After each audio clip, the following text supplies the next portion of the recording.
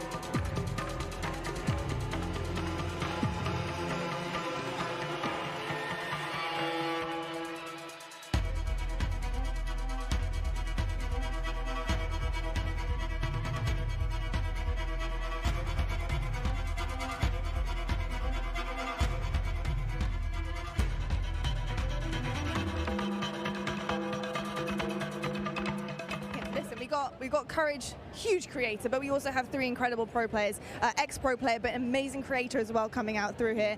Modern Warfare 2, this is huge for you guys and for the rest of your career, of course. So going into your new season, what do you want out of this big game? Because this is massive for you guys. I'm a simple guy when it comes to Call of Duty. I just want to see the best COD of all time being played. And I personally think that MW2 will be the best COD of all time. Oh, yeah, it will. You know what? I think it will be. It will be. You know what? It will be. So he was saying earlier he wants like nice and fast-paced. I'm looking for the opposite. I want a nice slow-paced game. I can sit a little further back, watch over my teammates. I'm 25 and I'm proud of it.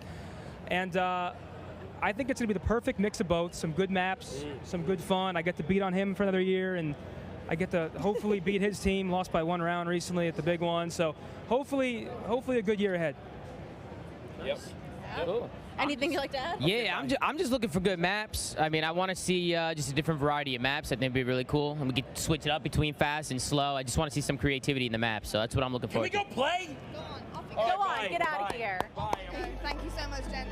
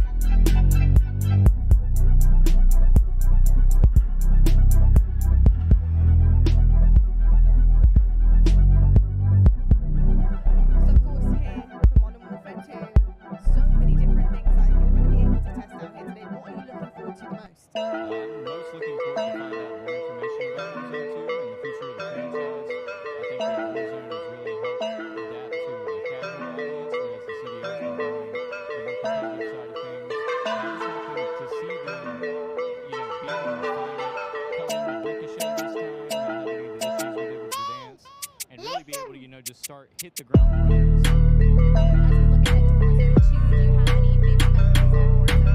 On Warzone 1, oh yeah, I have some great ones. Dan's Grenades was probably one of my favorite things on stream. I did my first stream from the Easter eggs and all the things that totally was going to happen. To seeing the nuke actually explode, and I don't know if anybody keeps up on Warzone, but I've been saying since France came out that it's going to be blown by a nuke. So to see it happen was just unfortunate.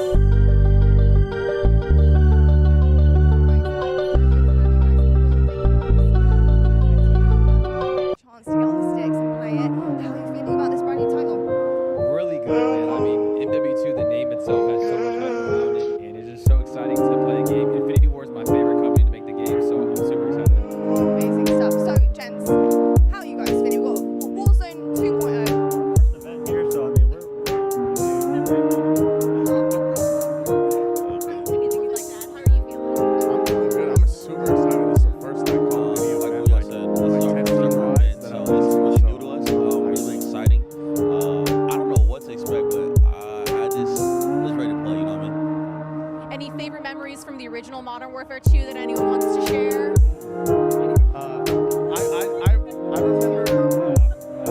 I remember the first nuke I ever got was on the map S-State, and I was hyped. I was like 13 years old. Silence ACR going crazy. I didn't play it either. I went back and played it, but it was already too late. It can be a more recent memory. I'll tell you what though. All right. That was campaign. Well, I do know we're going to have a kick-ass campaign coming in. So what do you expect out of a good campaign? So if you're a campaign guy, what do you look for?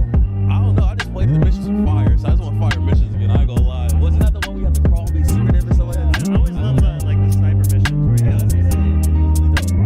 Love that. Well, I'll tell you what. I'm not going to waste any more time. Go enjoy it. Get on the sticks, and we'll catch up with you later to see how you feel about it. Thanks, man.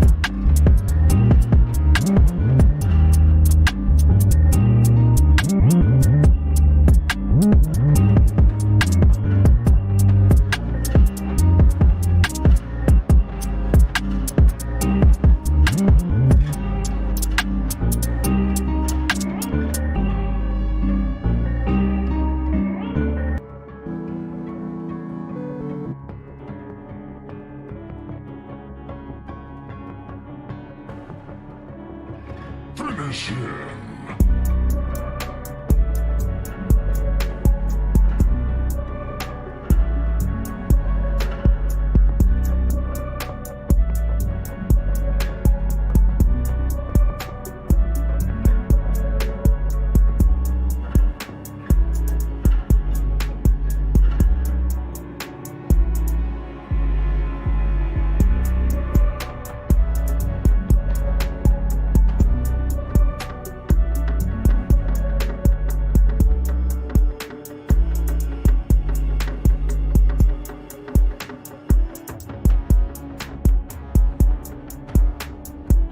All right, well, we get to see multiplayer and Warzone 2.0. What are you expecting? What are your big expectations from this new iteration of Warzone? I'm excited. I'm excited to see the map with Caldera. There was a lot of like elevation, and I liked in Verdansk how it was like a lot of buildings. So I'm looking to see a lot of like buildings for like building fights because I'm a long-range player. So that's what I'm looking forward to.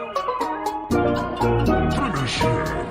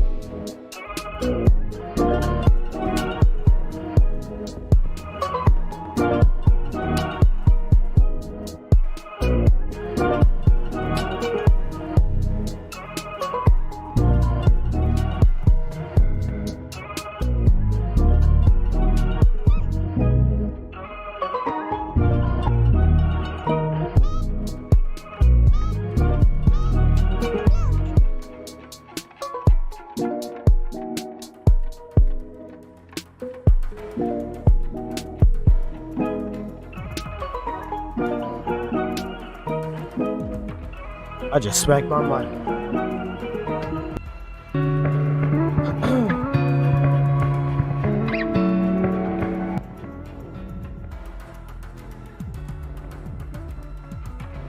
All right. Come on now, let's get this started then. Come on, let's get this started. Audio's cool. Got me some chippies. We ready to go. I'm ready for this. I've been waiting since announcement to see this. So come on, COD. Let's see what you got. Real talk.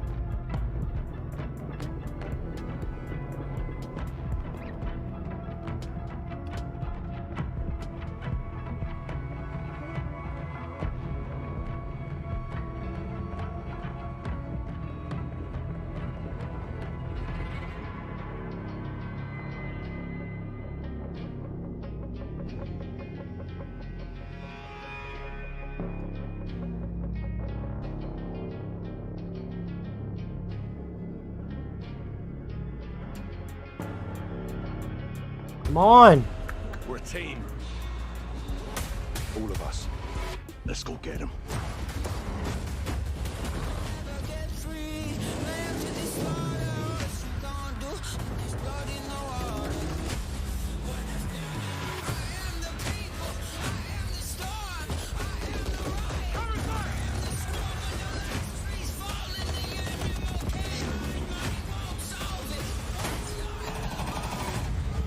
Listen up. These guys on the ground, Warzone on mobile. they are your brothers now. Yes, sir.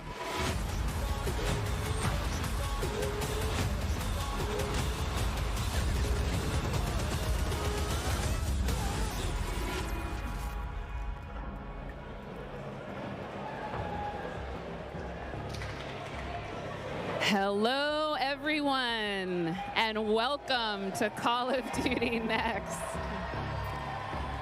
I am Johanna Ferris, the General Manager of Call of Duty, and I am thrilled to help kick off a truly significant moment, not only for the highly anticipated upcoming release of Modern Warfare 2, but a very significant moment for the future of the entire Call of Duty franchise. Really? You see, over the last several years, we've experienced explosive and dynamic growth, and we've learned a ton along the way.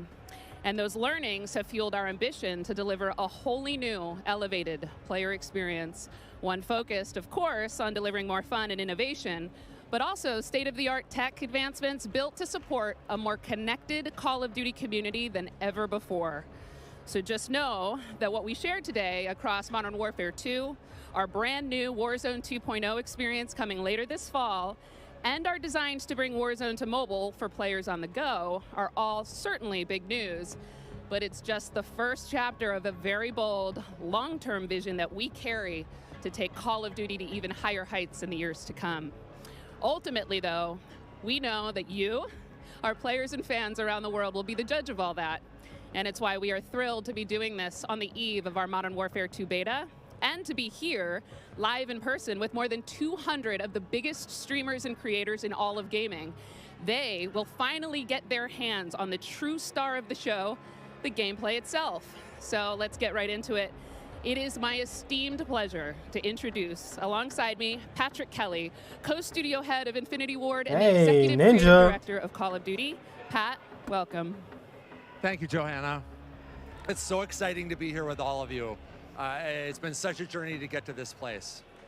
You know, on the franchise, I always get asked by people, or regularly get asked by people, what are the areas you focused on improving, or what are the areas you innovated on? We worked on improving and innovating. The real question on I every have area is of the game. Doc here. It always Dr. comes back to Disrespect. gameplay. Gameplay Timmy's is there. king. But I could go on and on. Things like third person, things like where we've innovated in the space of Battle Royale. We've got an all-new mode in DMZ that has large player counts along with massive player counts of AI. And it goes on and on and on. We've got mobile connected with progression and everything else across all of the games. And it just goes on and on. But you know what? It all comes back to one thing. It comes back to fun. Everything we do is in the service of fun. Whether you're a hardcore player or a casual player, whether you are somebody who likes to play with your friends or you like to play alone. Wherever you play it, be it on console or PC or mobile, however you play, whether you're a camper or a slayer, we've tried to think about fun for you. And hopefully today you're gonna see that and play that, and fun is what you come away with. Absolutely. You know, fun is definitely what we're going to be heavily focused on. And I'm particularly excited about some of the social features that are coming as part of this launch. Things like proximity chat and new gulag twists. There's definitely going to be instances where players will interact not only with their own squads, but may even have to work together with other players in unexpected and pretty fresh ways. We've already seen some hilarious interactions, in fact, during play sessions, and I can't wait to see how these new ways to connect evolve over time. Now, Pat, what can you tell us about weapons? Oh, wow. So we've completely innovated in the area of connecting you, the player, to your instance in the game, making you feel more in the game. And I guess you can think about it as starting out with the camera. The camera represents your eyes, right? So connecting the camera to your body. We've done that with some inverse kinematics and some physics and other things like that. We've connected then the body to the hands on the gun.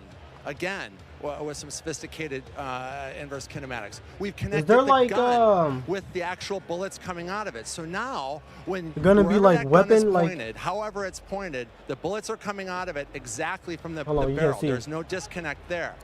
And that's before I even get Like into weapon what we've delay? done with the new Like, gunsmithing and how you build your weapons and the platforms, Battlefield? etc. But look, you're gonna play it, and I hope you love it like we do. All right, well, we've taken up enough time, but before they kick us off the stage, can we tell them about raids? Yes, thank you.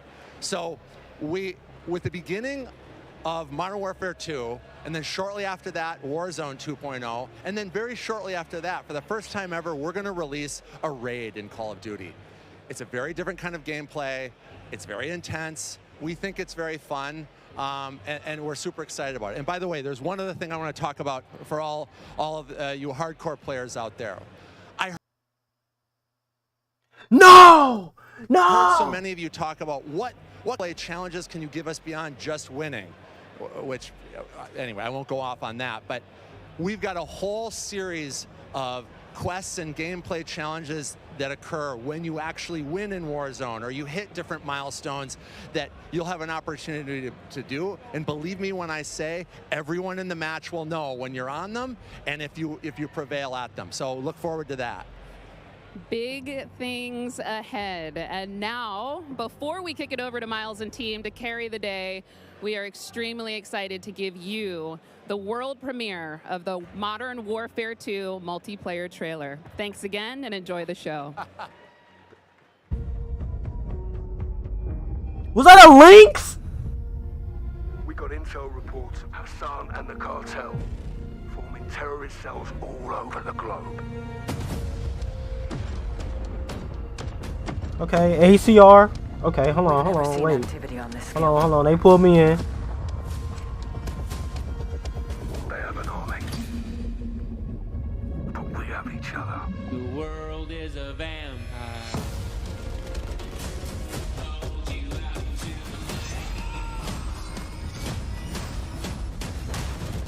Hello? Hello? Can I?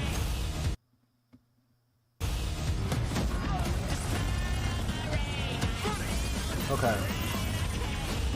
Locate the prisoners and move them to extraction. Drum mags. I saw a drum mag. Phoenix. Enemies above. Drill charge. Okay, Rainbow Six. You're gonna be okay. Hostage secure. So we're seeing co-op. Okay. That's that Lynx. I'm excited for the Lynx.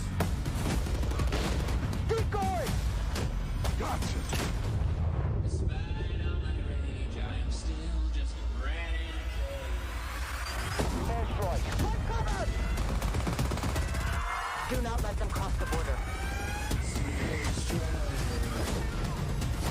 Take him out. Sorry, I gotta mute real quick.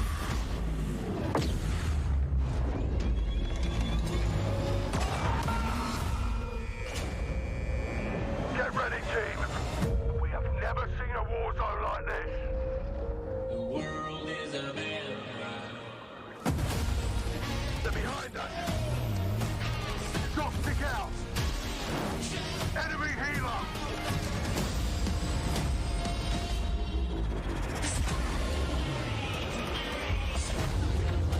Take out that boat!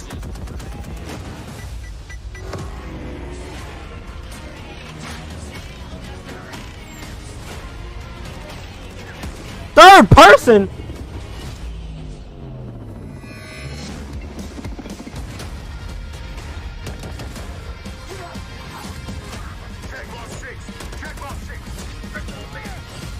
I'm on my way. What's up? Now and get early access to the open beta.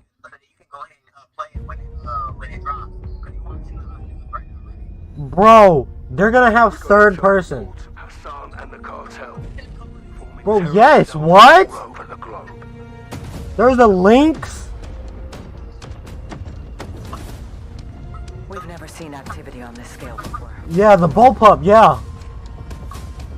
I'm watching the multiplayer trailer right now, and then after this, it'll go to the multiplayer gameplay. I'm live streaming it. Nah. For PlayStations, it comes out tomorrow. For Xbox on the 22nd.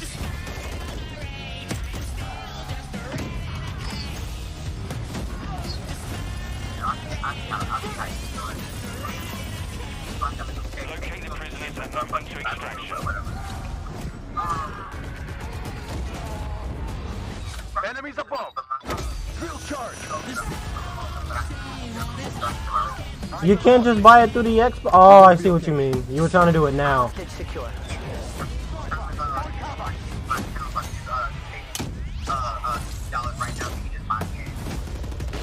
Yeah. That's fine. It doesn't have to be now. The beta for the Xbox releases on the 22nd. So just do it whenever you're off. But we both have to have this game put.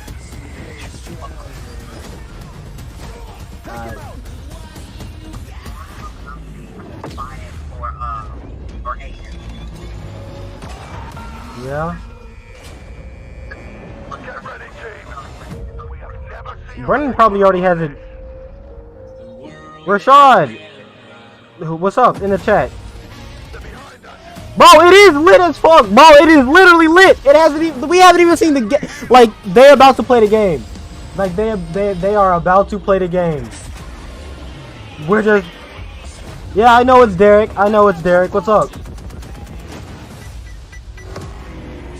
But no, Put, if you got time though, I know you working and you in the military or whatever. But like you should pop in to the stream.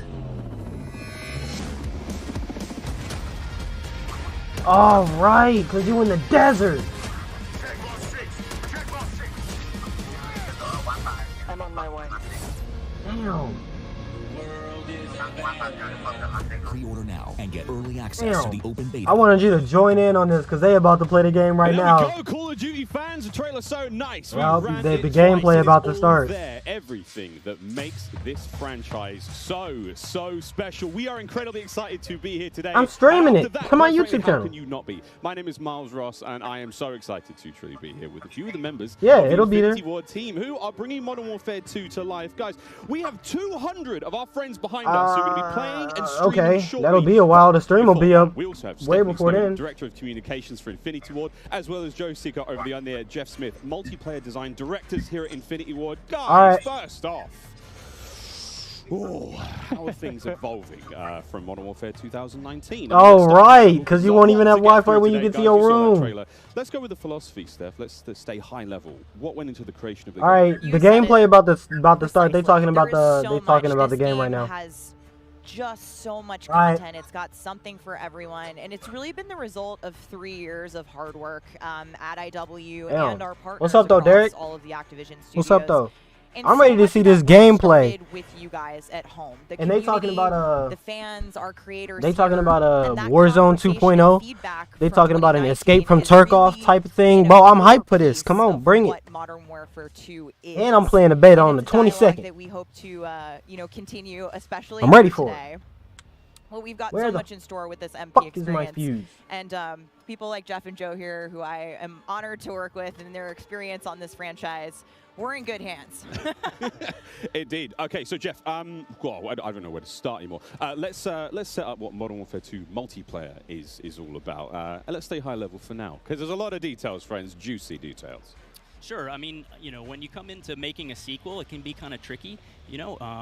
What do you keep from the previous game? What do you get rid of? And where can you add new things in and not mess up this kind of nicely balanced ecosystem that we had? And so we came up with a few methods, one of them being player behaviors. And I say behaviors and not play styles. I think a lot of people will say play styles, but that can kind of change during a match. But behaviors are more ingrained in how players play. And we just put them into 3 big groups. We call them rushers, which are just aggressive players. They just want to find the action and go. And then we have sentinels, and these are defensive players. They want to just kind of hold down a building, maybe keep a little overwatch. And then we have stalkers. You call campers sentinels? sentinels? And try to read Bro, the field if and you don't read get where your spawns are. And really, we just kind of use these as filters to keep us honest with the content that we're making. So they're making enough toys and equipment for players to be successful playing our game. Sounds like a lot of fun. Stephanie, what are some of the new features coming to multiplayer, some of the new stuff that you're most excited to talk about? Oh boy, there are a ton of new features to dive into with this game, but we really pushed forward even the most fundamental aspects of what makes a Call of Duty game with Modern Warfare 2, and it's been really amazing for me to come on board this past year and see these innovations coming to life, to hear Jeff jump into, you know, breaking down the 1v1. And personally for me, water. Our water, I've seen the memes, we love water. It's really hard to make in games.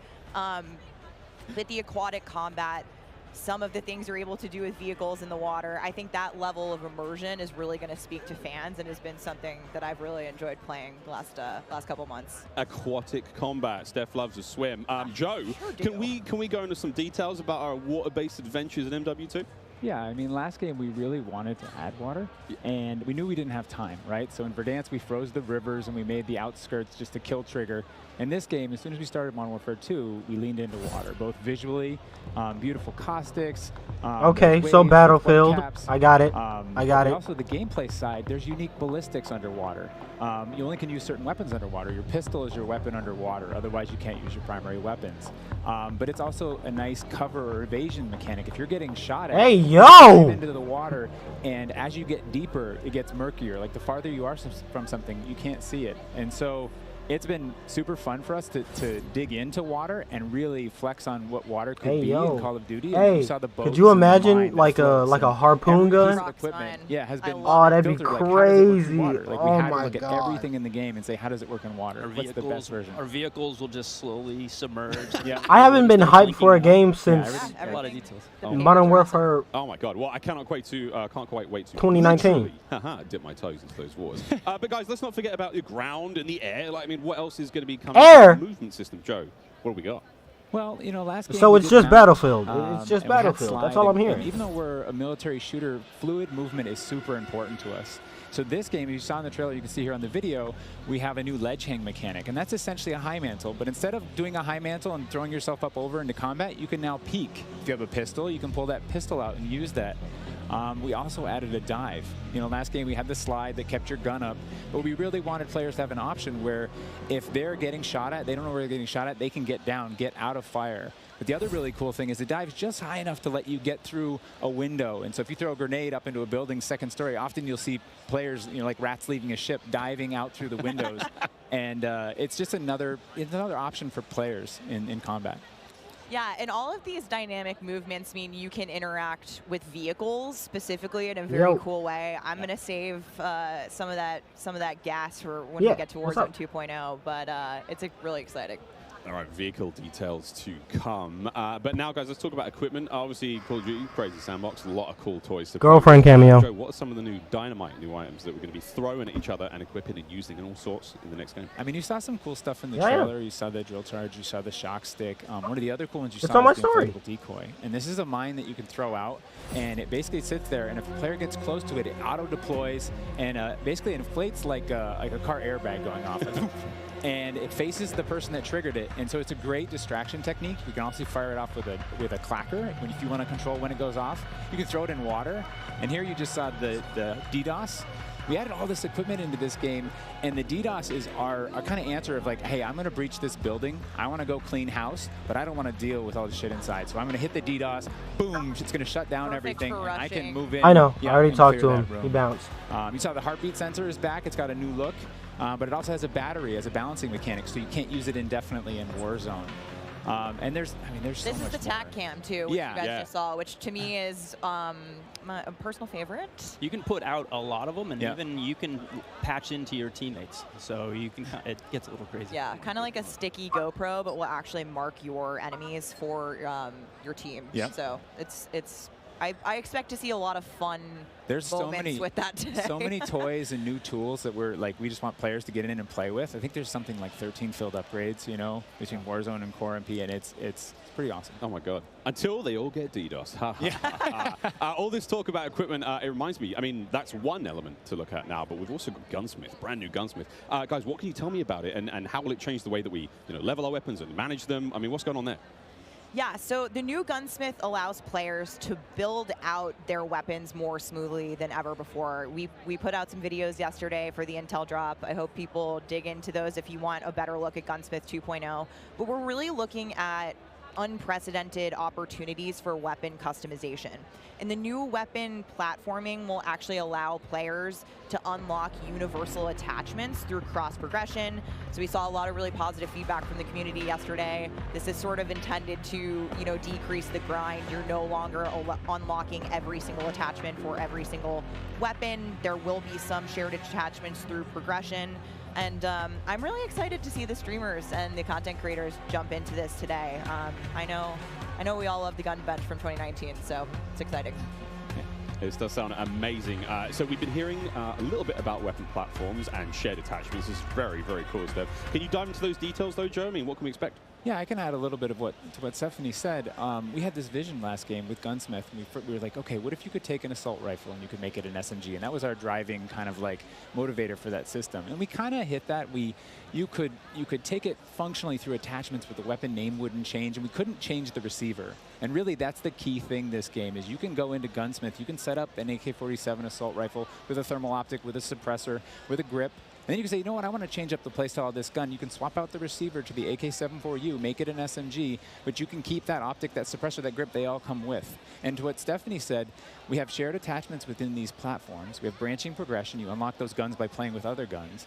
And then we have shared attachments across all guns. And it's all to hit this vision of I'm building up an arsenal of weapons and an arsenal of attachments. I'm sitting down to my gun bench, and I'm going to make the perfect weapon for me.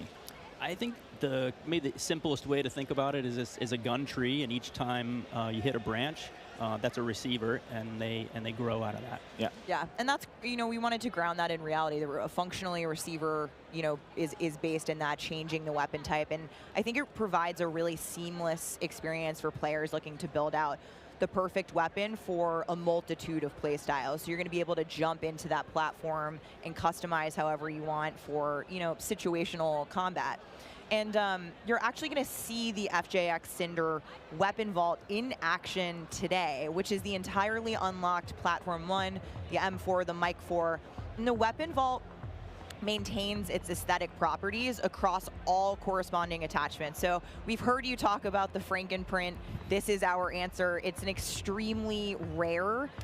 This is a huge, project for our art teams to design these, but it is the ultimate weapon blueprint. And even better, you can unlock the entire Cinder weapon vault with the Vault Edition of Modern Warfare 2. Playable in beta.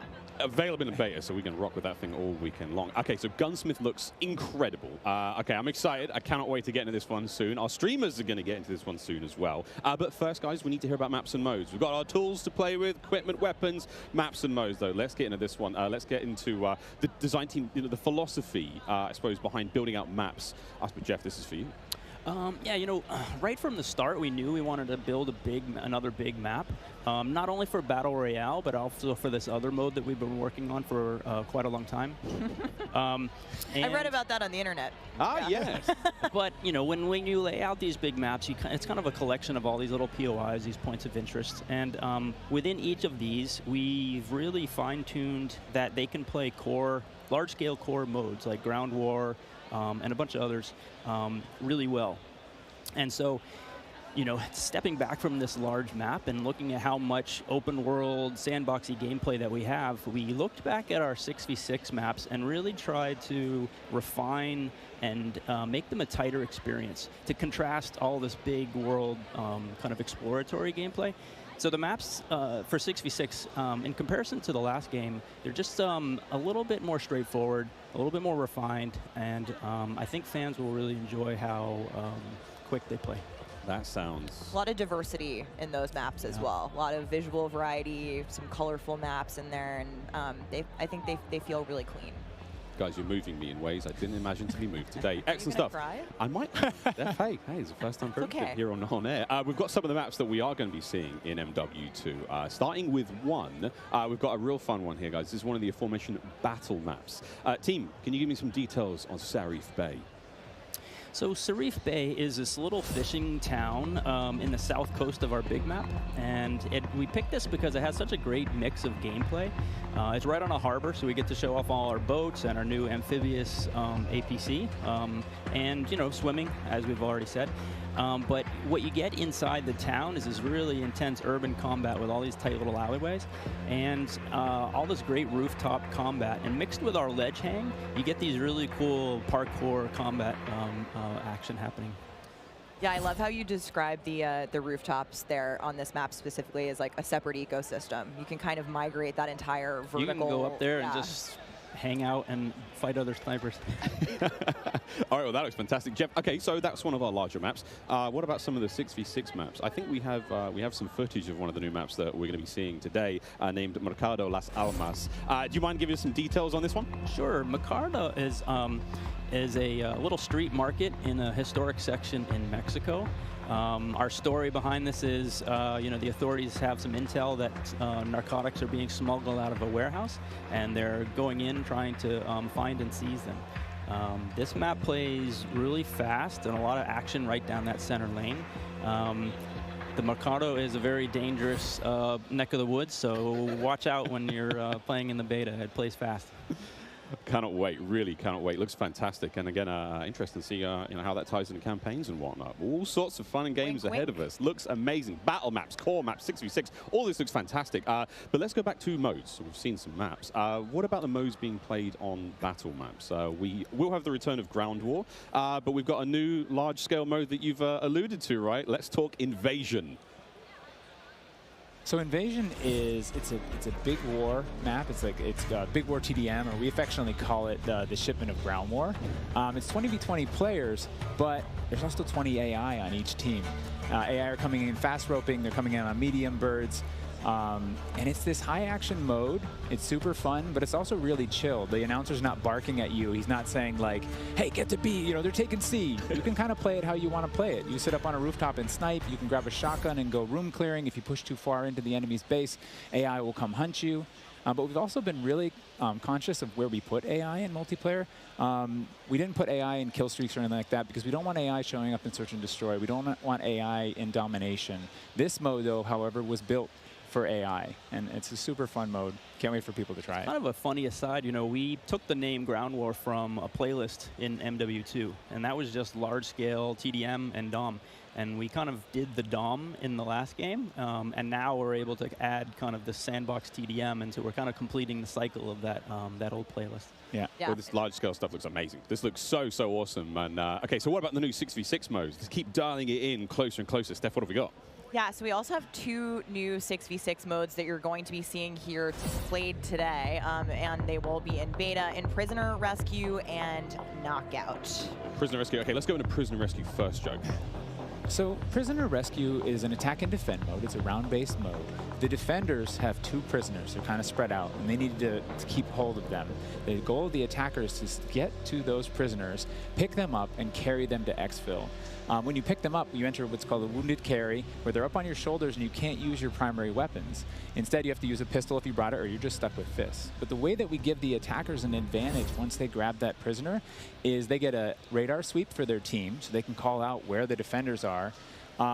And the objective icon over the prisoner goes away as soon as they scoop them up. So now the defenders have to basically rotate back to the exfil and set up defensive positions. And it's this heart-pounding, adrenaline-pushing like mode once you grab that prisoner and try and get them out. Yeah, that hero run to the exfil is definitely big S&D energy in this mode, which resonates with me in my time in esports. So this is my personal favorite of the new ones, and also sort of the strategic revives that happen. There is a revive mechanic, and so you are able to pick up your teammates, and I've seen some pretty wild comebacks in our playtest so far. It was a lot of fun. We got to play a tiny bit yesterday. It was amazing. Incredibly fun, and I know the community is going to love diving into it over the next week. Okay, I can hardly believe that there's actually a lot more content to get through, but there's one more thing I have to bring up. I have the honor of officially announcing that third-person view is finally coming to Modern Warfare 2. What are the details behind this one? We got a little teaser of it on stage from Patro, but what are the details? Yeah, you saw a little hint of it in the trailer, too. It's been a pet project for us, right? We've always wanted to do third person, and all what we're we're working on all this other stuff, we've been kind of lifting up and doing third person in each mode. And the cool thing is that it's a modifier on our game, right? We can just turn on third person. In the beta, we're playing it in Hardpoint, but we want to try it post-launch in S&D. We want to try it in VR. And we have, you know, camera work. The camera collision's been reworked. It handles tight spaces. There's a water camera. There's an interior camera. You can feel the weapon shake when you're firing with it. And it's just, we've put a lot of work into it, and we're excited for people to give it a try. Incredible. I can't wait to see what third-person COD feels like in 2022. Sexy skins and everything. This is a lot of information, Steph. Like, there's a ton here. I tried to warn you. We're delivering a lot of new features for you guys to try out ahead of release. And I said we were going to be bold with this beta, and we are, but there's even more to come at launch. So this is just a taste. How is this just a taste? How can there be even more? I mean, we haven't even got to Warzone yet. Not even, okay. Okay, so what about this year's third mode? So I'm happy to say that Special Ops will return as our third mode, and will be focused on 2-player missions, asymmetrical in game design. So think 1 player on air support, 1 player on the ground. And I think the OG fans will be really excited, because we've looked at, you know, some of the iconic Modern Warfare missions like Overwatch, and really tried to implement some of those themes into the design. So we'll be talking more about Special Ops in the months to come. Steph, you're saying I should be looking now for a Special Ops partner? Sitting right next to you. Yes, you are indeed. Well, I'm all set then, Stephanie. I do believe we have one more yes, surprise. Bring me to the gameplay. Out there. What's that? Indeed, we do. That third person shit is roll the crazy. clip.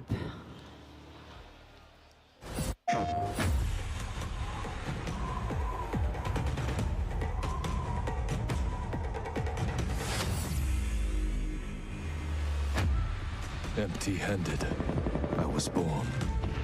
Empty-handed, I will ascend. Blade or bullet, fist or bow. Spear, stone, or arrow. These are merely tools. I am the one to fear.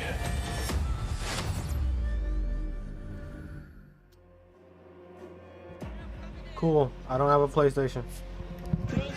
Take Miles ISO. Fix your mind. PlayStation players will receive an exclusive operator, Oni. Oni is a warrior and gun for hire, descended from centuries-old samurai clan and torn between country and family, just like me. This is such an awesome-looking operator, guys. Oni is going to be playable on day 1 for all who pre-ordered through the PlayStation Store. Plus, he comes with a high-level weapon blueprint, playable in multiplayer and Warzone 2.0. Steph, badass. Oni is awesome. I myself am a PlayStation player, and so I will be becoming Oni main day 1 for this game. And it's been really awesome to see our narrative team building out his lore, really bringing this operator to life with the creation of his backstory, his motives.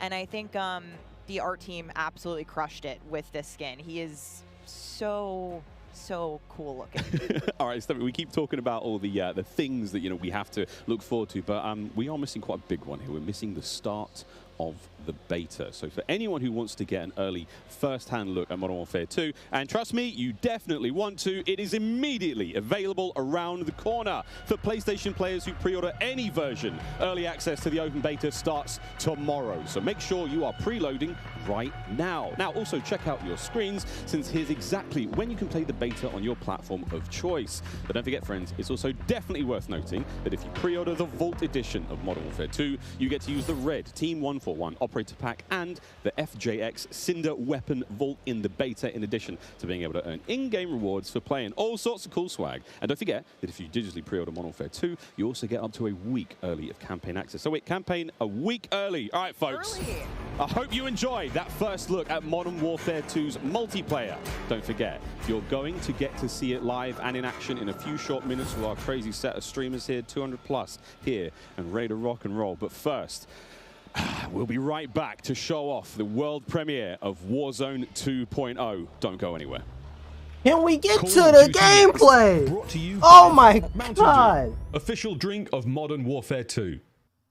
Little Caesars, a proud partner of Call of Duty Next and Modern Warfare 2. Thank you. Now I want Little Caesars. HyperX, official peripheral partner of Call of Duty. Hey, my keyboard. Play like a pro on the big screen with 144Hz VRR and AMD FreeSync, now on TCL 6 Series TVs. Prime Gaming, Visit gaming.amazon.com today and start claiming your free content. We have 200 creators here on site marching down the green carpet with one mission in mind: to be the first players to play Call of Duty Modern Warfare 2. There is so much in this game. There is almost too much. This is like one of those days where I enter and my hopes are so high. And what are you looking forward to most when it comes to Warzone 2? Prisoner rescue. I'm looking forward to using that inflatable soldier decoy to mess a lot of players. Kill streaks, I think. I'm honestly here just to learn as much as I can to prep for Old Men of Optic, because those guys are very old now. So maybe some OG maps coming back. A map that everyone can play. Honestly, give me a broken shotgun.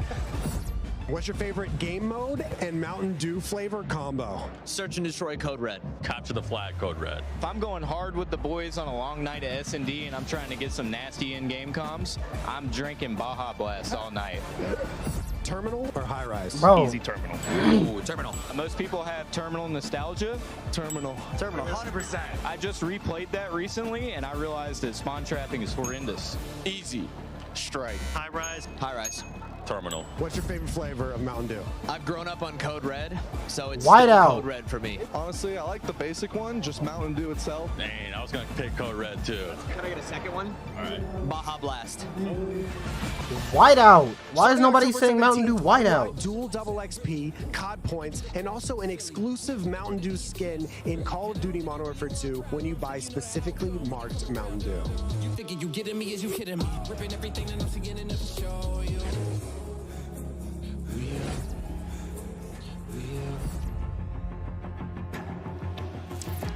Welcome back to Call of Duty Next. The Mountain Dew green carpet. God damn, it was beautiful. A lot of fun people out there, everyone having a good time, and some incredibly well-dressed people out there, and some definitely not. Sweaty t-shirts abound. But here we go. Welcome back to Call of Duty Next, friends.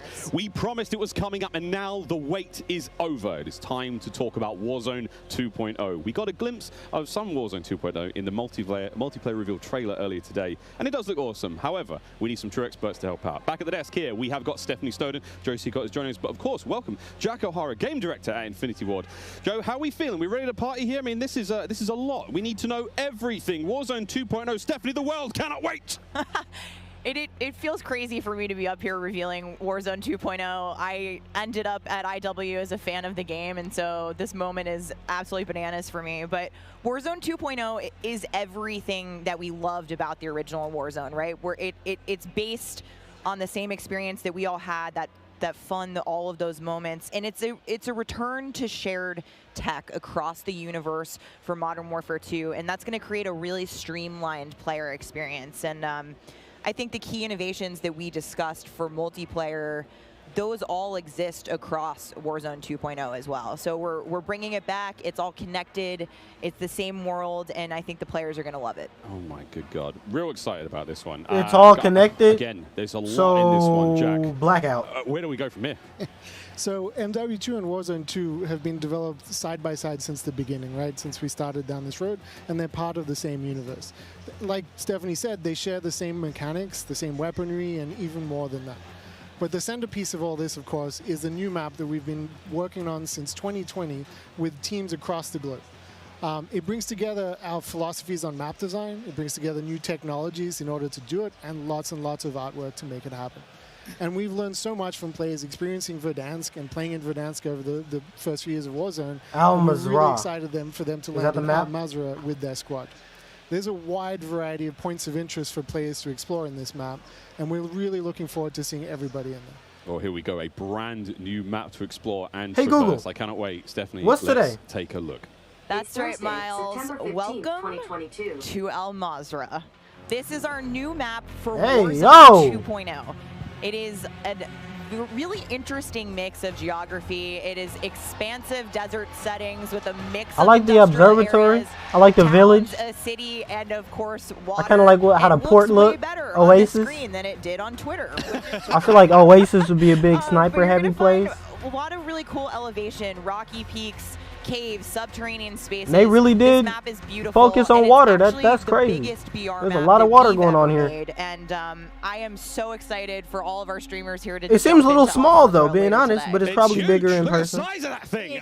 Okay, so that was a big picture, and it's a great way to see it from a sort of top-down layout. But let's take a better look at some of these points of interest. So when we set out to create these spaces, the team works to make it feel like a real space. I'm right? kicking my there's feet up. Infrastructure in between 'Cause it's all getting- the different it's what we getting call heavy points now. of interest along the map. And if you're paying attention, you might even see a few that seem pretty familiar out there as well. And so as the team works through these, they're trying to find some variety on each point of interest to make them something that the players will want to drop in and get the particularity of that single point of interest and find the place that they want to drop and where they want to play, whether it be a high elevation observatory at the center of the map, whether it be the big city that's up the top right, and whether they want to explore that, or whether they want to work in some of our POIs where we have water intersecting with geometry here. So Had a we bit of a have in sneeze. this one. That looks familiar. Familiar. Whoa, the airport. And there's a river system that goes through all of this. So you'll be No able to catch rushing. in a boat and drive between the different POIs. And here's one of our favorites, Sawa Village, which is That's my favorite. colloquially called Sunken Town. I mean, I love to swim, so you find me there. Absolutely. I'm curious what you guys think. Yeah, Jack see, and look, this Joe, right on here, what that the little hot waterfall drop will be bit. today, right? We've been I mean, talking I about think this they the last focused couple on water a days. little This is too our first hard, time but seeing hey, we'll see. Other people who are not us play Warzone 2.0, and so I'm just very curious where you think everyone's gonna immediately drop today. I think some people are going to drop to Observatory just to go back to home, you know? Go Yeah. have some fun. They're coming home. It's always nice. You're moving through the map and you kind of hit a spot and you're like, wait a Yeah, that's what I'm waiting for. You have all these flashbacks. Hey, yeah, there's a lot of nuggets in there for some old Modern For that Warfare reason, fans. yeah, I'll say Corey. I think that's gonna pop off. I think people will land around the edge so they stay in as long as possible in this match. But Smart. We have some news for our Edge of the Map players Yes. coming up. Ooh, all right, guys. Well, the map looks absolutely gorgeous, and I can't wait to watch our streamers here drop in early in an alpha build later on today. Okay, so moving on to the gameplay. We've got this beautiful space to play in. How do all of these multiplayer elements we've talked about a little bit earlier, how do they fit into Warzone 2.0? I mean, the super simple answer is all the stuff we talked about in multiplayer, the stuff you saw in the multiplayer trailer, that's all in Warzone, right? It's all integrated. So that tactical camera works in Warzone, that decoy mine works in Warzone. Like, it's all of it's been built from the ground up for both. The slide, the dive, the water, like. More swimming. Yeah. Oh. This is a great taste of some of the water combat. I can't wait to go full Captain Miller, you know, Apocalypse Now coming out of the water, knifing people. I mean, this just looks... yeah, the rendering team made some work, so you come out, you're looking all wet. Yeah. See the caustics on the bottom. Yep. I'm not even sure what caustics are. I have no idea, but it sounds great and it looks incredible. You can see the armored patrol boat coming by there with its two turrets. There's some cool stuff. So I'm glad you brought up vehicles. Steph, you touched on vehicles a little bit earlier. What can we talk about? You know, we've seen boats, we've seen tanks, we've seen all sorts. Jack, what have we got? So we've implemented a new physics and handling model for the vehicles. So some vehicles are heavier, some will slide more, have more traction or less traction. And as you're driving them around and you're encountering them and other squads are playing with them, you can choose to shoot off the tires to kind of impact their handling. You can have them, they react to explosives differently based on their weight. So if you're in a heavy armored 4x4 and get hit by an RPG, it's going to kind of bounce a little bit, but not quite take the hit as a small sedan.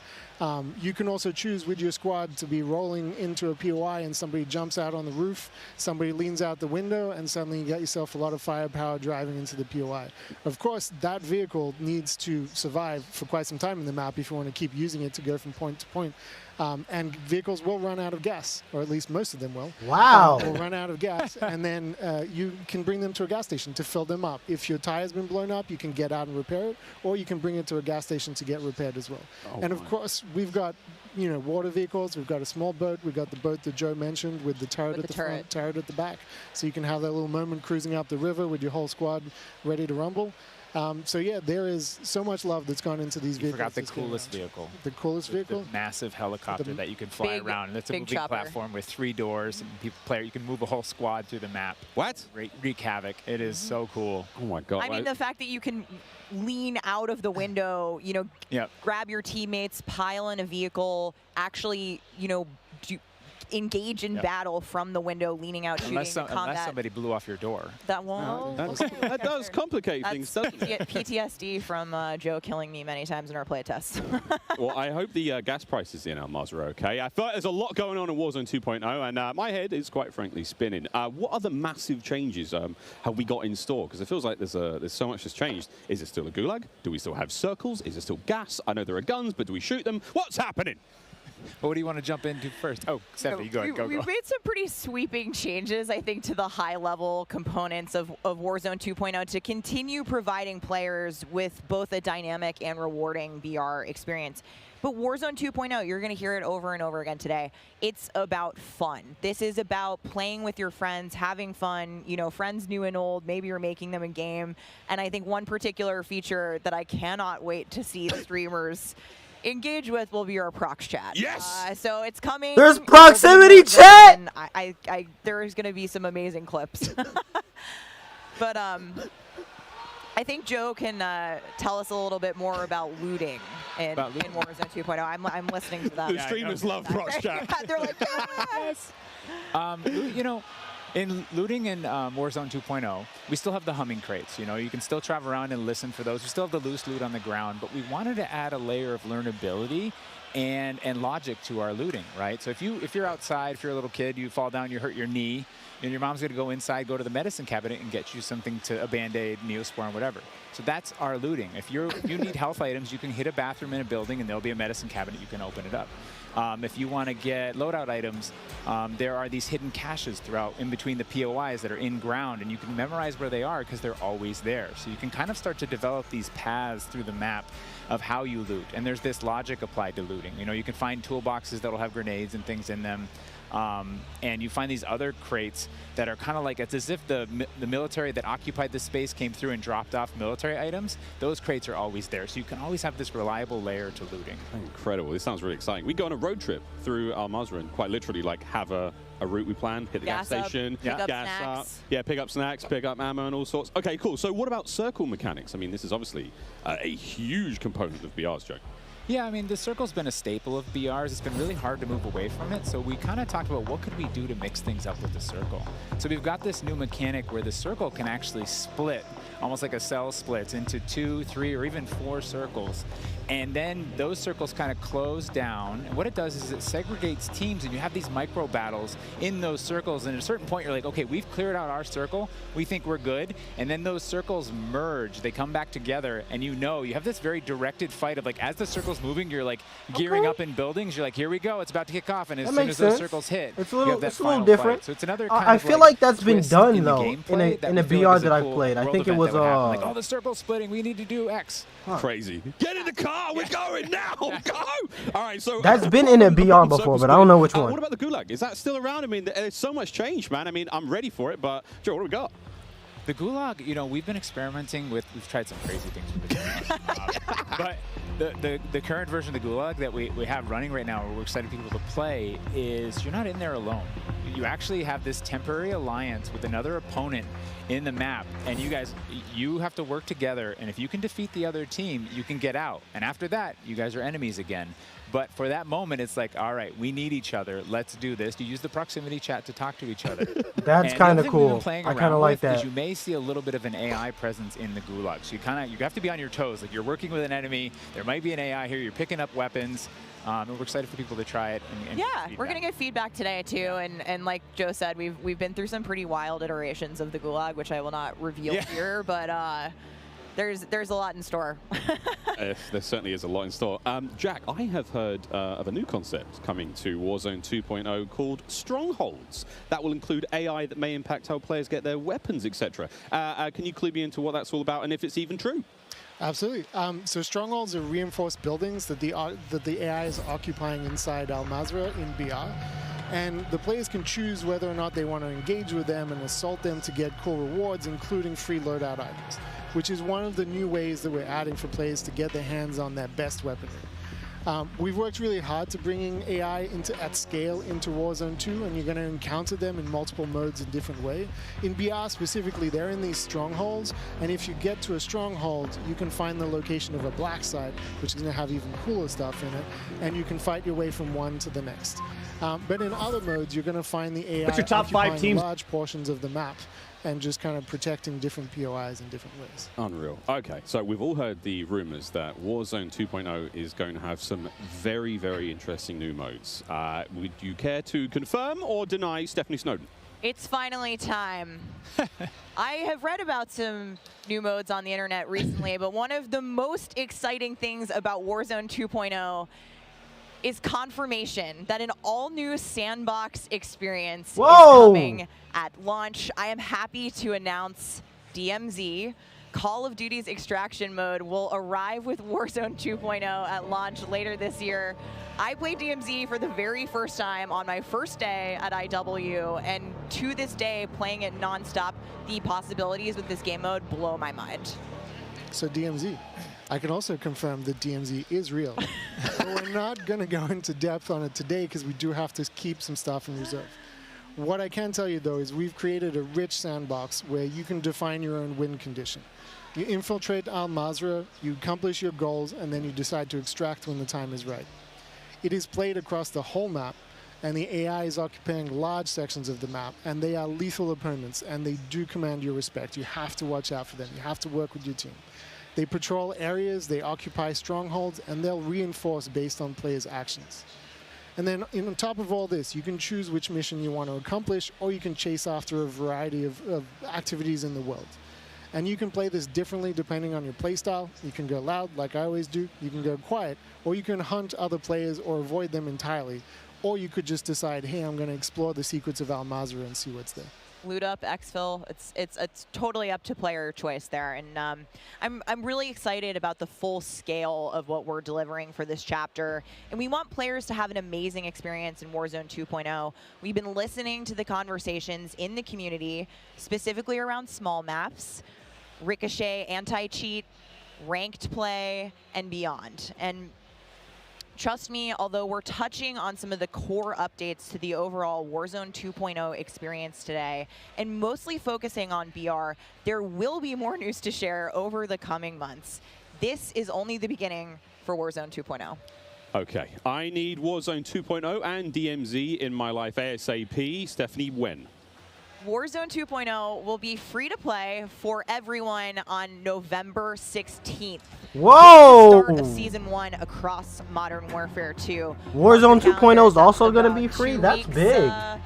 After Modern Warfare 2 launches, and we had 125 million players in the original Warzone, and I cannot wait to see all of you and hopefully more of you in Al Mazrah for this experience.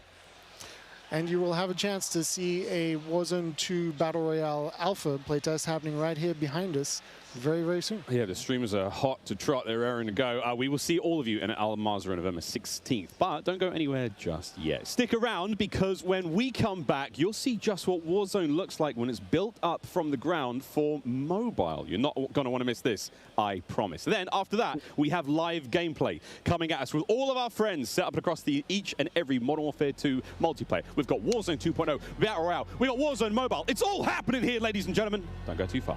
I don't want to see Warzone mobile. I want to see the GMC Hummer EV pickup, the world's first all-electric super truck. Intel, built for the next generation of gaming. Squad up sooner with Xfinity rewards. Get early access to Modern Warfare 2's open beta. Jack Links, squad up with Sasquatch. Jack Links is good with it. Eureka Ergonomic, leading designer in gaming furniture and proud partner of Modern Warfare 2.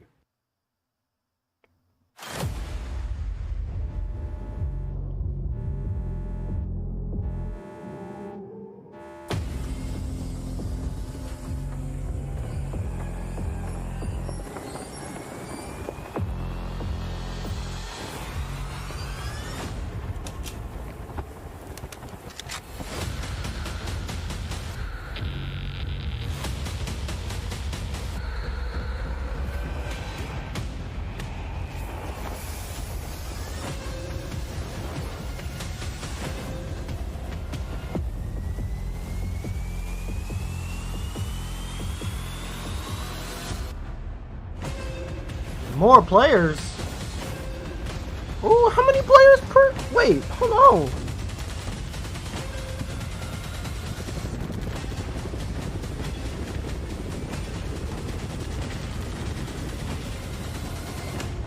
That looks like, Verdansk.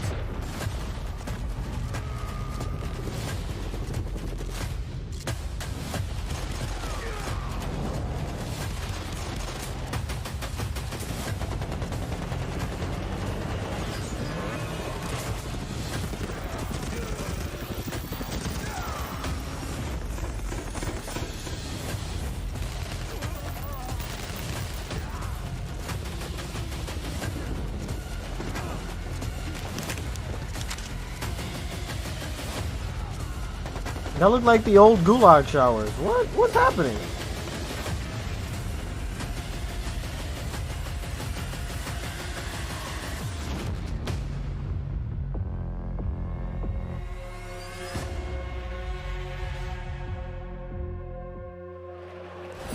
What a jam-packed day we've had here so far. We got Warzone 2.0 and Modern Warfare 2 already good to go. But finally, we're hitting something new here. Coming into mobile, we got Warzone Mobile 2 here for you. It's me, Beef Mommy, and I couldn't be more excited to be here with none other than Chris Plummer. And Chris, what do you have for us today? That's right. Today we are proud to introduce Call of Duty Warzone Mobile. Yeah. This is the real thing, and it's on your phone. For the first time ever, you can drop into Call of Duty Warzone from wherever life takes you. Man, they saw Apex do this, and now they don't know what to do. It's still alpha, so it's only going to get better. And for Warzone fans, you will recognize this drop sequence right away. I mean, honestly, it just gives me so much nostalgia. But wait a minute, Chris. Is that the legendary Verdansk? You know, this is where Warzone gameplay was born, and we're bringing the legendary Verdansk map to mobile for the very first time from its hallmark vistas and these dense urban areas. They're just so much fun to play in. Wide open fields, ready for battle, and intimate, close quarters combat environments. There's so much variety in Verdansk. It's famous for good reason. Teaming with fan favorite locations like Boneyard and Superstore, even TV station. Well, I'm getting classic Call of Duty Warzone flashbacks here. Can you tell us more about the gameplay? Or, you know what, maybe just give me your phone real quick. Maybe I can see for myself. No? You know, the team has a passion for delivering the most authentic Call of Duty experience possible for mobile devices. From the way you aim and move to the weapon handling and the control responsiveness, all these critical little details combined to make Call of Duty Warzone Mobile feel best in class. We've made sure that the physics, the feedback, the sights and sounds, all those essential little touches are smooth and accurate. It's about creating an experience that's so true to form, you can imagine feeling that dirt compressing under the soles of your boots with every move. No, you imagine won't. those tiny shockwaves of recoil moving through your entire body with You every won't feel shot. those either. In Warzone Mobile, these are the kind of details that we care about that make the combat feel airtight and authentic. That makes me really emotional, Chris. And you know, it sounds like everyone's paying attention to detail, and it's finally paying off. Now, when I think of Call of Duty Warzone, I think about strategy. Absolutely. There's a lot more going on than pure gunplay. For example, when you're out there exploring the map and evading the gas circle collapse, you can try to sneak up on another player and pull off a finishing move. It's like ultimate bragging rights. And if you're feeling more strategic, you and your squad, they can complete contracts, use that cash at buy stations. There's a ton of variety there, including lots of different abilities like bringing back a fallen squad mate. Now, that contract economy, it adds a ton of depth and strategy through risk and reward. I really like that you brought that up, because if you're talking about risk and reward, I think about the kill streaks. I think about the Gulag. Are they going to be there too? Yes, everything you come to expect from Warzone, it's going to be there, especially kill streaks. This means you can deploy your big stick of choice like, you know, a precision airstrike. You might be able to wipe out an entire squad with it. So not so fortunate for them, but they're not necessarily down for the count either, because we have Oh God, the there's Gulag. Gulag So here too. players can fight for a second chance. So when you go down, you get to fight one-on-one with another down player, and you can earn your way back into battle. This is how Warzone Mobile plays out on a truly massive scale, unlike anything we've ever played on mobile before. For this reason, we're pushing way past the envelope on high player counts to make sure each match is jam-packed with our signature style of combat. So we are supporting up to 120 live players in the single match. Wait, hold on. Did you just say 120 players? Or do you mean bots? Because it seems like in Battle Royale games on mobile, they're usually loaded up with boring bots. Well, we believe it's critically important and a lot more fun to play with real, live, human opponents. And that's our focus. So for anyone who's tired of playing with nothing but bots, we hear you. We're talking up to 120 real players ready to hunt you down with real human skill and real human emotions. That is Call of Duty Warzone Mobile. And we hear you in the crowd. Everyone's excited, and absolutely it is huge. And I don't think there's a game on mobile that can top that, in terms of real player count, of course. But how are you able to even pull that off? We can support real player counts at dramatically higher scale than we've ever seen in other Battle Royale games on mobile because Warzone Mobile is running on advanced, unified Call of Duty technology. This is the same shared tech behind the console and PC versions of Warzone 2.0.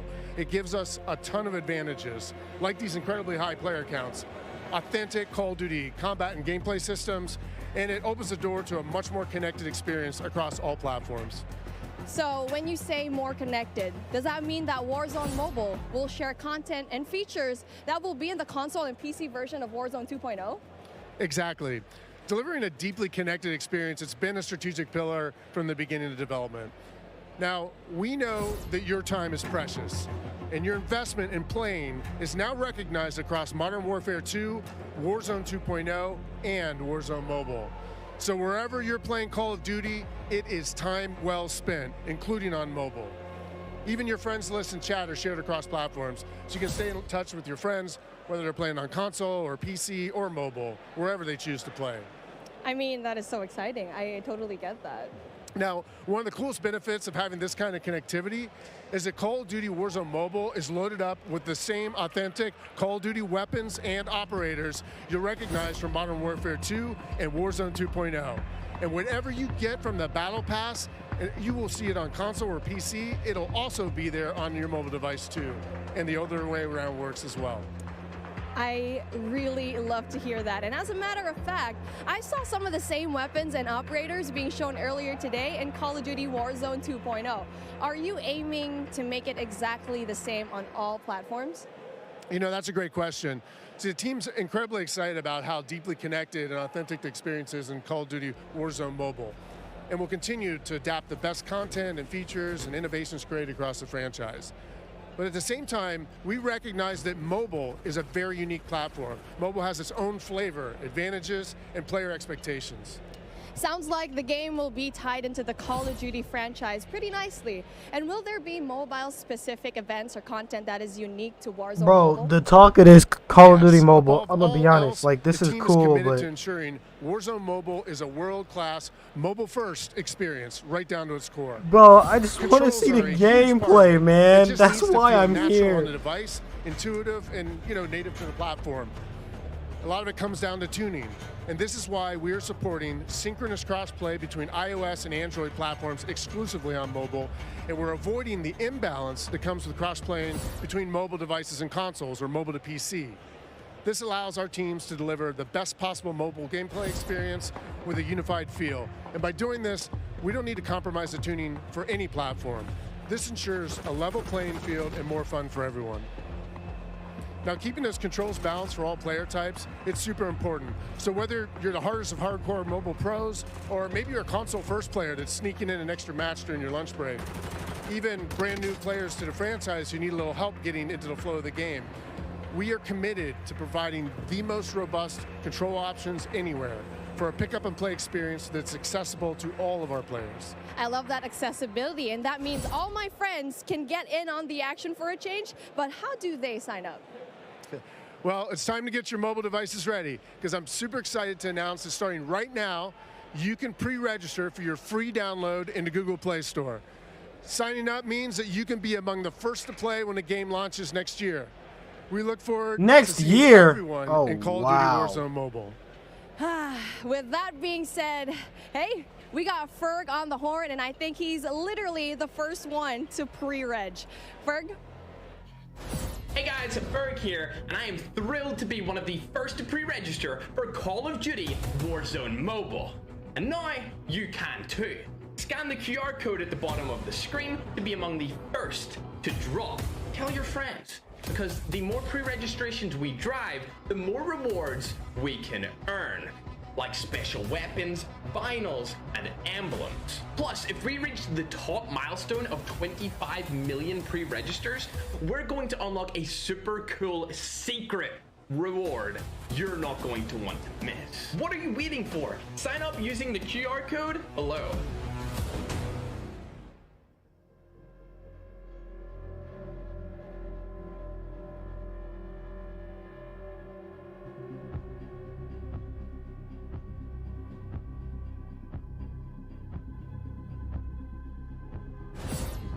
We are back. It's Miles here, joined by Maven, Alicat, and Nameless Studio. What? Oh, guys, the adults have left us alone on the desk, and now it's our time to have some fun. I don't know about you guys, but okay, it's been a pretty litty day so far. Yeah. Where do we even start? I mean, dude, mobile, bro. It's a new era of Call of Duty. Listen, Miles, I've been addicted to Call of Duty for over a decade. You're telling me I could be in the airport playing Warzone now? Back in Verdansk? That's lit. Also, Al Mazrah looks absolutely incredible. Oh, it's insane. There's no shortage of crazy stuff coming my way. Ali, Yeah. I mean, lay it on me. Multiplayer for Warzone, for Modern Warfare 2, insane. It's incredible. We actually got to load up with some of the players yesterday in a little bit of a pre-test, and loading into Gunsmith 2.0 was actually so aesthetically pleasing, and I think everybody at home, once they also get their hands on it, they're going to love it just as much as we do here. Truly. Maven, my good friend, you've played more Warzone than most people on the Northern Hemisphere. Yeah, How you feeling? no, 8 hours a day for years, it feels like. It just seems fresh, man. The map, like everything about it, triple circles, the water, the boats. I mean, I was like kind of the proximity mine king for a while there, placing them under vehicles, trying to blow them up and set booby traps.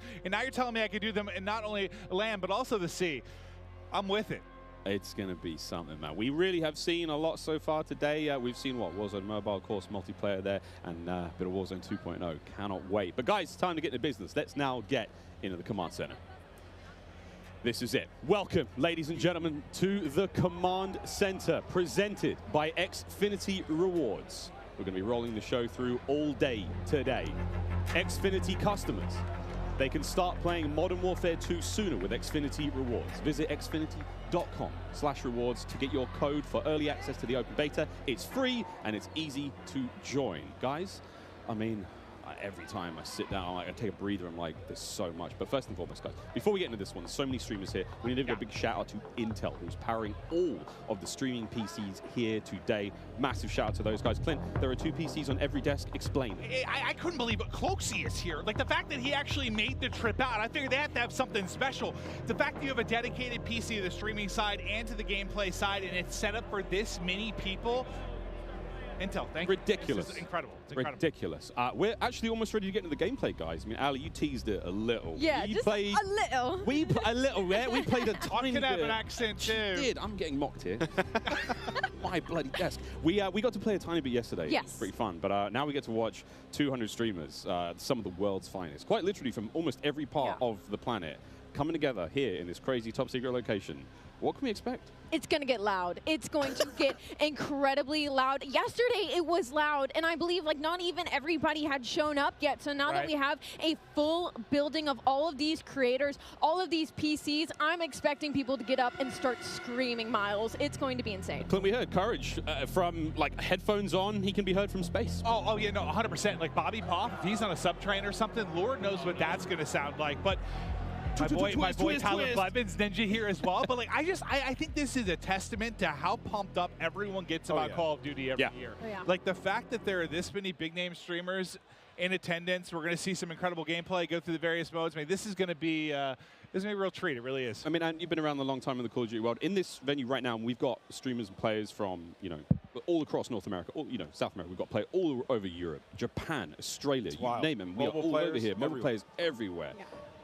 How do you describe the vibe in the room right now? I mean, it's just incredible. It's a bunch of homies who love Call of Duty all in one room getting ready to grind. And, you know, I was talking to them earlier. I was walking around doing the round saying what up to everybody. They're going hard, right? Like, I was talking to some of the Warzone guys, Repos. He's like, I'm here to fry. Zuma's ready to go. So I'm interested to see them with these new weapons and the gunsmith, what they come up with, especially our new game modes like Prisoner. It's going to be lit. Listen, as much as they're here for their love of Call of Duty, they're also here because they want that banger clip. Like, everybody wants, like, you know, like, you're trying to go out and fry some of these big names, get a clip out on social, your YouTube, whatever it's going to be.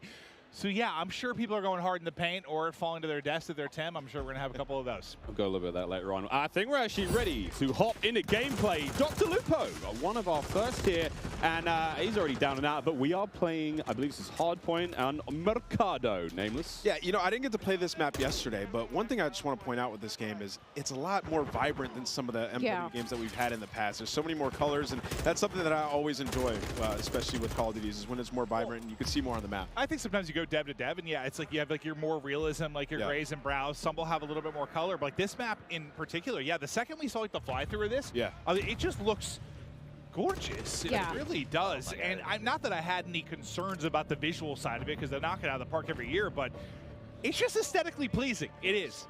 It's very, very pretty. That is, of course, Dr. Lupo. You can watch him stream this live. Every single member of the crazy, I don't even have a name for it, the stream pit here, COD Next, all of them live on their own channels, and unreal, man. Yeah, it's unreal. I mean, all these guys are going hard. You can see he's locked in. Talking a little bit about the game and the movement, though. When I first hopped on yesterday, the movement felt so much different than Call of Duty's in the past. You know, it's not that slide cancel. You got to complete your slide. The dive mechanic, it plays out so much different when you're going into a gunfight. You can dive out of a window. Miles, it was a lot of fun. We were getting into the mix. We really did get into the mix. I'm going to tell this now on air in front of God knows how many people, but last night, Ninja wasn't in the venue. I played on his setup. He wasn't quite here yet. And I found there is an in-game, like, whisper feature. So I was sending messages to other creators as Ninja, talking horrendous, man. Like horrendous trash talk. All very good-natured friends of mine, you know, but it'd be kind of weird to get that from Ninja, right? Yeah, does Ninja know you did this? He has no idea. I walk up and slap him. I walked past him today and I was like, good morning, dude, how you doing? He's like, hey, man. Not a single word. Ali, not a word. Not a word. I actually got into a game against you specifically. I was on, I believe, Nate Shot's streaming account. I don't believe that he's here today, but I was getting disrespectful with some people on the map, and I believe that you were in my last game, and the second I killed you, you left. I remember looking at the leaderboard, and that wasn't me. That was Ninja. A quitter, Miles. That was Ninja. Over to Courage now. He's having a good time. And, you know, we're Listen, he is, as much as he's like a fun, good-loving, like everyone takes a Jack, it's just like this great-natured guy. He is one of those competitive human beings I've ever met. Like, he gets pissed, bro. Passion. Raging passion. And look, it's me on the right-hand side. No, it's not. It's Ninja. And I will have to say, to test to what Ant was talking about earlier, about the game mechanics, something else that I noticed that I don't feel like I felt in other Call of Duty games is how kind of realistic the movement with your gun is, if that makes sense. Like, there's obviously always going to be recoil, your attachment's always going to mess with that, but when you peek corners and stuff, the way your gun moves with you is very, very realistic, and I think that's going to be something a lot of these players are going to notice and have to get used to very quickly. And you saw a taste there of when you're spectating a player, you get that kind of like over-the-shoulder, like tactical camera view, and it just adds this insane level of like, it's like realism, but like it just looks so exciting to watch. And when you're, enjoying like, maybe seeing your teammates play or whatnot, it just looks so cool. It's a nice new feature here in the game. And sorry, Clint, this is the new knockout mode. I don't think you might not know what this means. I haven't seen this one yet. I haven't played it yet. Yeah. No. I mostly, I was watching some of the guys play. I just wanted to kind of live react and enjoy it. Yeah. Like, there's so much new stuff. Like, I've just been looking forward to seeing what's going to be on the table. But let's see if Jack can actually step up this time. No, not going to happen. Just getting destroyed. I'm sorry. Superior positioning, Jack. You are awful. Oh, was that too hard? He's my. No. Yeah. He's doing the classic. He's going to his settings. He's doing the classic. It was something else. It was something else. It wasn't. My sensitivity or something. What is it? No, Jack. Wherever he's spectating is using my favorite SMG, by the way. Too. And I think that's the Hurricane. The Hurricane. What do you think, by the way, just about the? changes to Gunsmith and now having 5 attachments and not having, you know, is yeah. So I saw the rumblings on Twitter and stuff like that. I think it's amazing though. I mean, when we jumped into Modern Warfare in 2019, when they introduced the Gunsmith, there was a lot to take in. But now everybody's familiar with it, especially grinding Warzone, switching up those attachments, and it's just a better version of Seems that. like a good middle ground. It's just a better version of that, right? Like the gun moves around with you as you're in there. You can switch out all the different attachments, and you know, for the class of weapon that you have, like you can change it up, turn an M4 into an SMG. Like that's really cool. Oh, this is that was nearly a snap. That was nearly gross. One of the the all-time greats in the competitive Call of Duty. One of the maybe the, if not the. Yeah. Yeah, I don't know why I said it that way. Yeah, no, like the all-time great. Yeah, Ross, he's the greatest. But there we go. Swag now getting involved as well. And to your point, Ali, about Gunsmith, I mean, it's at this point in time, obviously, it's quite hard to recognize, but that is a part of the M4 platform right now. That's his primary weapon. Yeah, I mean, it's awesome. Like, you can switch it up. Like, you can make it into a sniper, I think is what I heard at the point as well, right? So it's going to be crazy. Even with the AK, turning 74U, just make some crazy different loadouts. You know some of these guys, J-God's going to have so much fun with that. 9.5-hour-long attachment video from J-God. Oh, God. You know, he's so excited about that. And I want to talk about the map aesthetics for a moment and, like, the layout. Is the rooftops, like the new ledge, how you can jump and then you can hang off the side of the ledge. That was a new thing that you can add into this game. You can jump from rooftop to rooftop, and like you can jump further than you think. And I found that out very quickly. Like I would get to an edge of a rooftop, and I was like, I wonder if I can make this jump. You can make the jump. You can make it across like the map if there's tall buildings. You can make it across the map without ever having to touch on the ground. And I think for snipers, that is going to be their absolute playground. Speaking of snipers, Pamaj now, who's having a great time here. I mean, we've seen a lot, Clint, of the weapons so far, but surely a sniper. Well, I heard Pamaj too. Like I stepped up. I think it's when he was first walking in. He was walking in Rational and some people, and he was like, "I'm going hard, bro." Oh yeah. He's like, "I'm going hard." I could just hear like the competitiveness in him. He's going hard. Right. And this is this knockout game is not going very well for the red team right now. Pamaj's team obviously winning this one. Again, secure the grab, the money bag, hold on to that bad boy. Oh, I forgot, friends, here at COD Next, it's all going on. Mobile gaming right side of your screen.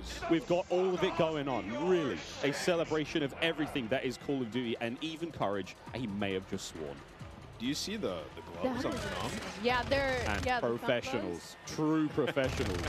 Wait, do I probably need to get this? I've been playing some COD Mobile, Diablo Immortal. Like I've been grinding more mobile games. I have my iPad and I'm loving it. Do I need to get little thumb sleeves? Yeah, I think you should. Yeah. You know, sometimes it gets a little bit slippery. I need thumb sleeves. What are they called?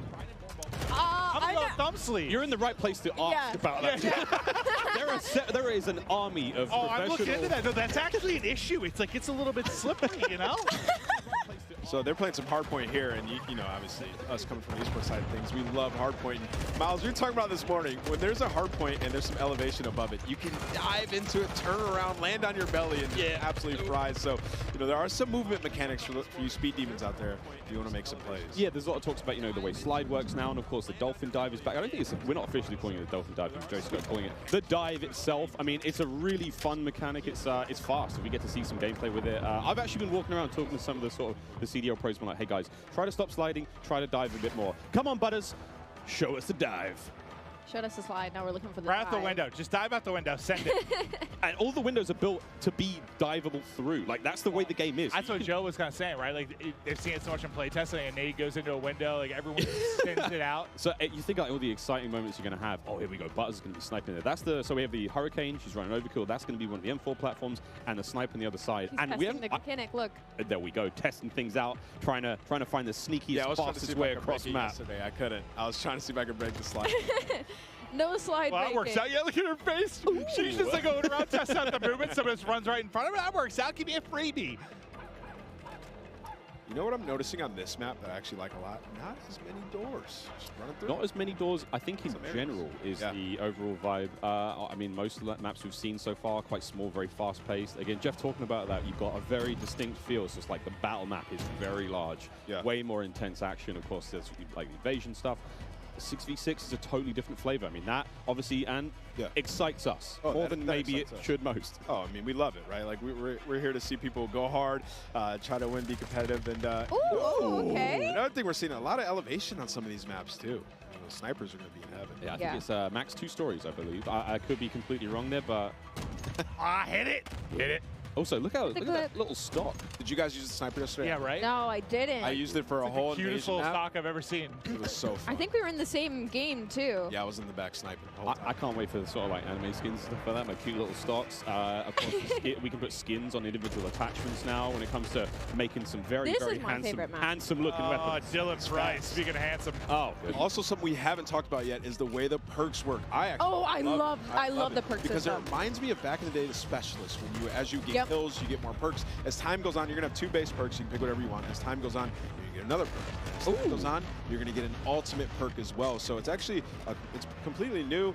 They've redone it, and it's gonna be sweet. Well, the reason I think I haven't really played it yet to deal with it too much to see like how vastly different it makes the gameplay, but I know for a lot of us, when you're playing like the multiplayer experience, I feel like you get a couple perks you like, and you just sort of pick those. They're your go-to. You don't really think about it, right? Like, you figure that out in the first couple days or weeks of playing the game. Those are your perks. Now it's like, I feel like there's more decision-making that goes into it, which I personally think is exciting. Now, I don't know what I'm going to be running, but it does feel like they were saying, what was it, the different type of classes they were trying to put? You have your rusher, kind of your more stealth type player, your sentinel. Like they want to, even if it's not like class-based per se, like they want to kind of funnel it with that behind the perks. But I think that's pretty dope. But you can also make your own, so you can create it, pick your own 2 perks, your next one, and your ultimate, so you can figure out what you want. And it's just nice having like a rewarding game, especially when you're frying, getting that extra perk on. It really does, change what you start off with a base 2. Yeah. You unlock one after, a period of time. You get kills, you get points. The game progresses slowly. So no matter how you're playing, you're going to get your perks eventually. But obviously, higher scoring games, you're going to get more. And it's just really interesting again. And the perks are almost tiered. And again, Jeff and Joe will come on the desk later on and talk about this in way more detail. But the idea that, like, the first 2 perks, they're fine. They sort of help out the gameplay. That mid-tier perk is way more sort of impactful. And that final perk, like, kind of like the super perk. That's not going to turn you into Captain America, but it is going to make you way more effective. I kind of want to be Captain America. We're spilling the beans right now. America, taking Jeff and Joe's thunder. Well, Symphony was just on screen, so. I mean, the wagon on that boy. What? There it is. Right, listen, picture there. Yeah, 2 million views on TikTok, something like that. It's impressive stuff. That's what you're watching? In your free time, Quinn? Yes, it might be. It might be. Okay. I'm watching them. It's Brooke's TikTok. She's very creative. This is a Search and Destroy, Call of Duty Classic here on Farm 18. This looks cool. This is one of the maps that we saw in an Intel drop not too long ago. Ooh, let's go. This is Symphony spectating Ash Sanders. Yeah, hip fire. And of course, we're talking about like 3-lane maps. This is one of those maps that felt like a very good hybrid 3-lane map that does really, really well when it comes to a game mode like Search and Destroy. Like you have your traditional outer lanes, and they have their hidden corners, and they have their ways, and then that middle is just pure chaos. It's kind of like a little bit of like it reminds me of like a paintball range with all the walls and the corners that there are. So this is probably one of my favorite maps that we are playing right now in the beta testing. And as you can see, everybody is having so much fun on it. I mean, 4 and 5, everybody's doing pretty okay. It's a close game. Aiden has 14 kills. I just saw the kill board. He's on the other team. Mason just realized he's on the stream, though. He's ready to get nasty. He's going in. Oh, he's fully loaded. Look at the bottom. He's got all his perks. He is perked up. Quite literally. Come on, Mason. Show me something special. He is flying. Oh, wow. That's what I'm talking about. Oh, no! That's the Fennec. I was loving that one yesterday. Oh! That thing turns... That's an OG weapon. That turns people into super close range, but Ponyhoff just gave him the business. Smoked him. Nice try, Mason. We still love you. Huracan OP. Is that what you're saying? Huracan? It's such a different look. Like when we're spectating these players and they're having gunfights, stuff like the way the player animations are, the sound effects, like the game has just been... Like it's everything we liked about MW19, all the stuff that was already there existing, and they've just been. I mean, it's Salt Bay right on top, just hammering away, sweet seasoning top to bottom, and it was a close game, and now it's done. He looked very sneaky, and then he was just evaporated. I gotta say, the bunny hop is back in full force. Oh, yeah. Man, the bunny hop is clean. We know Sam LaRue Octane. Gotta give him a shout out. He's gonna be bunny hopping all day. Baby. We got Myth on the screen here. What's he using? M4, I think. Again, looking at these weapons, you know it's an M4, but the configuration he has. I was using the bigger sight, the double. I forget the name of it. But I like the extra zoom. And of course, Killstreaks, cruise missile back, a lot of fan favorites, Clint. I mean, everything you would expect from a Modern Warfare game is there. We get to see one. That'll connect. Myth able to hit it. He's vibing right now.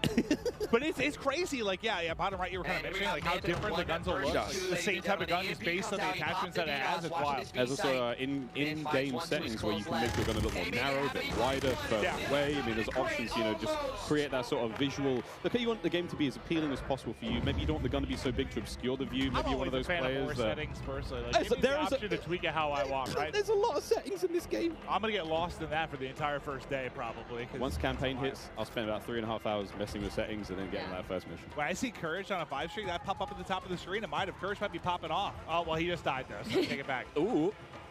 Come on, Swag. Swag's dialed. Hit it. Swag. Ah!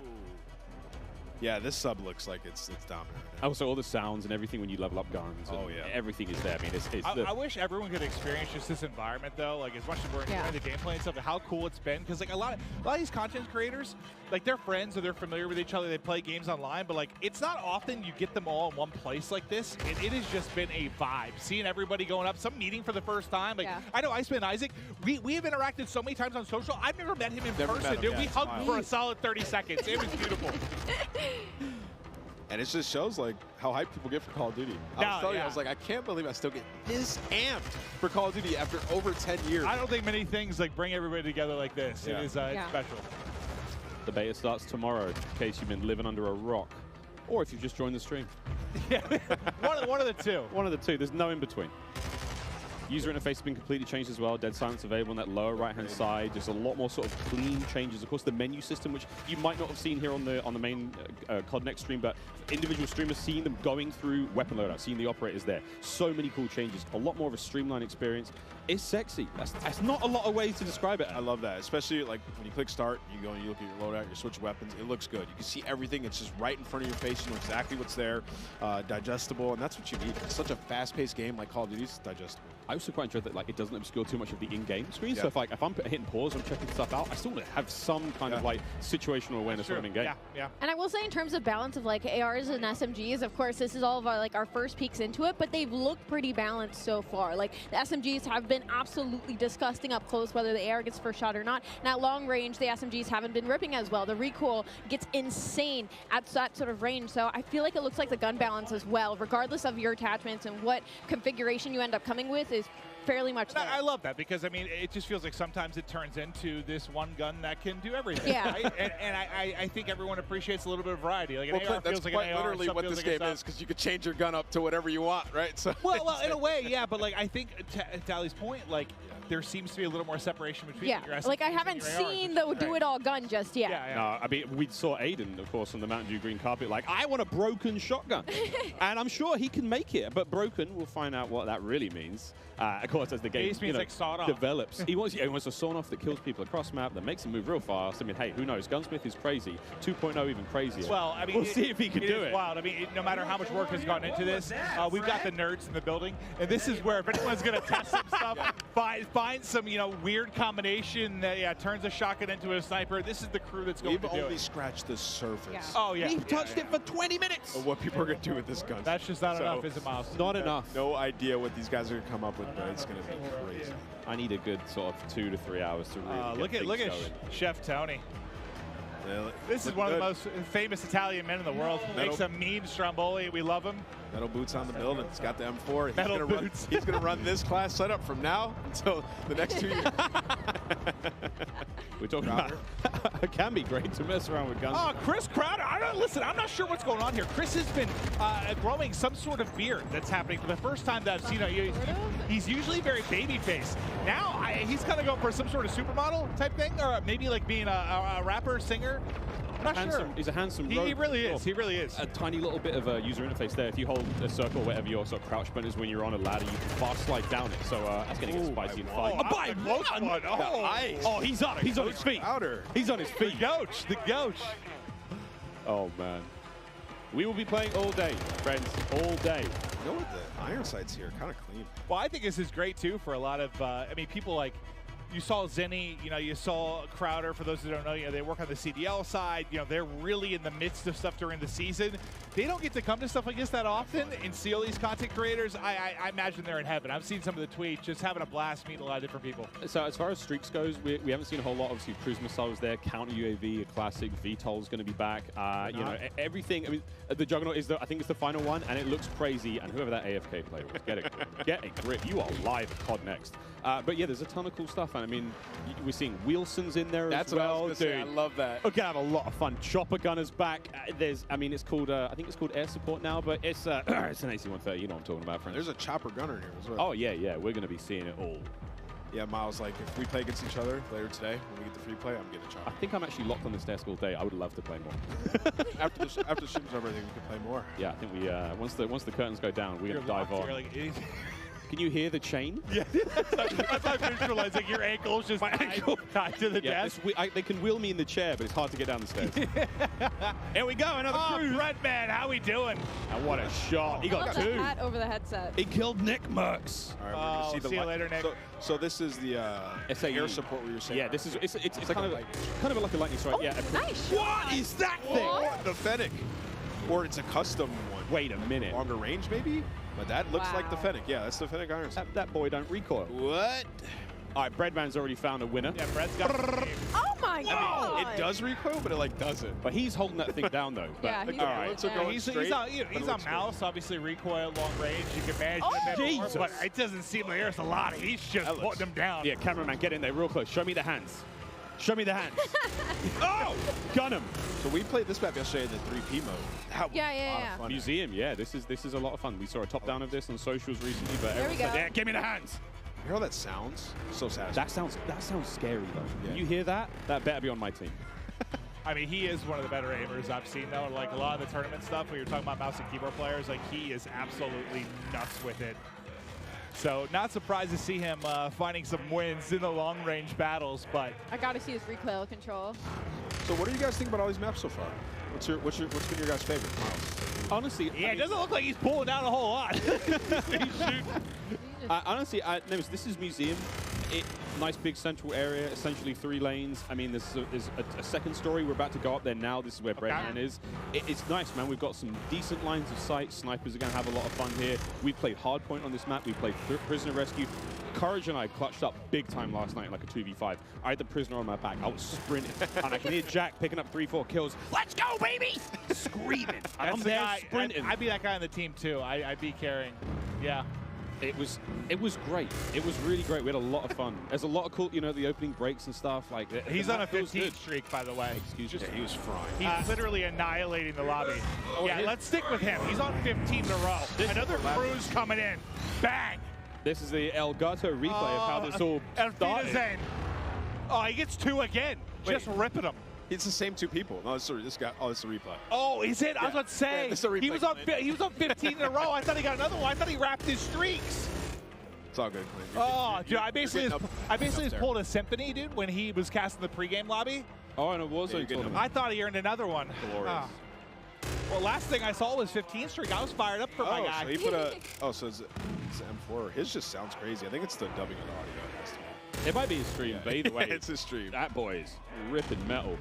So, again, it's kind of cool to see there on the bottom side of the screen for a moment there how the perk system works. He's already at his 2nd tier of perks, which I think was Spotter. 19 kills. Let's go, Breadman. And, of course, he's working his way towards that final perk here in this Hardpoint. Yeah, it's not that crazy. I thought he wrapped streaks now, is it? He is annihilating everyone. 20. He's farming. Yeah, he's literally farming. Somebody kill Breadman. Wait, do you guys see the movement though that I was talking about? Like how when you're moving, like your whole body, like it's different than other Call of Duty games. It's very hard to put into words, but once you get your hands on this game, like you can tell everything moves with you. Like usually the gun's fairly stationary, but like everything is moving with you at all times. And you can see it, so that's you can see for more of the hardcore players, the Yeah. players that go out there and they're like jiggle peeking, your hips and your head. Yeah, move like now. everything's going. So it's a little bit different. When you play the 3P mode, you can get a better understanding of like how that looks, and you'll see that a little bit later today. Just like the physics of the character. The physics of the character has been reimagined, so it's different. Yeah, throwing those shoulders. You got to be a little careful. I mean, everyone's like Shakira out there throwing the hips around. You got to be very. I mean, it's the animation. I've been compared to Shakira, yeah. I don't doubt that, but you got to look how smooth the animations can be, and it's so much fun so far. Oh, is this what it looks like to be on the other side of the Breadman? Yeah, that's what I was actually wondering. Wait. We're going to get up there and kick his ass. Oh. I think that was Breadman. That was might have Breadman. been. Yep, I believe that was Breadman. He's got 25 kills. He's got that thing locked down. Squid, get up there and get him. Just go back in there. I mean, this is going on the timeline for sure. Redman's got clips for days. I mean, Destroyer's calling the streaks to the SAE above. What have we got here? We got a sniper. I just think about, imagine loading in, like trying to check everything out, run some different guns, and Breadman's just up top. Yeah, no. He just looked dialed in. I don't think he said a word. Hit it! Ah! ADS not quick enough there. 2 posted up on the bridge, just shutting him down. But so he has the pistol on Miles. Remember we were playing with it? We turned into a fully auto sub yesterday. Yeah, thing. Wait, what? But yeah, so of course, Gunsmith is ridiculous. 2.0. Yeah. You can turn your sidearm into something pretty mean, and then of course the ledge hang mechanic. I'm hanging on ledge. Clint, you were singing the Spider-Man song earlier. Hey man, not too. If Spider-Man carried a Glock, yeah, baby. It is crazy to see like how much damage you can do with that thing, and just I mean, it's something that we have to learn now as Call of Duty players. I have to now look at funny ledges and see where players are. Yeah.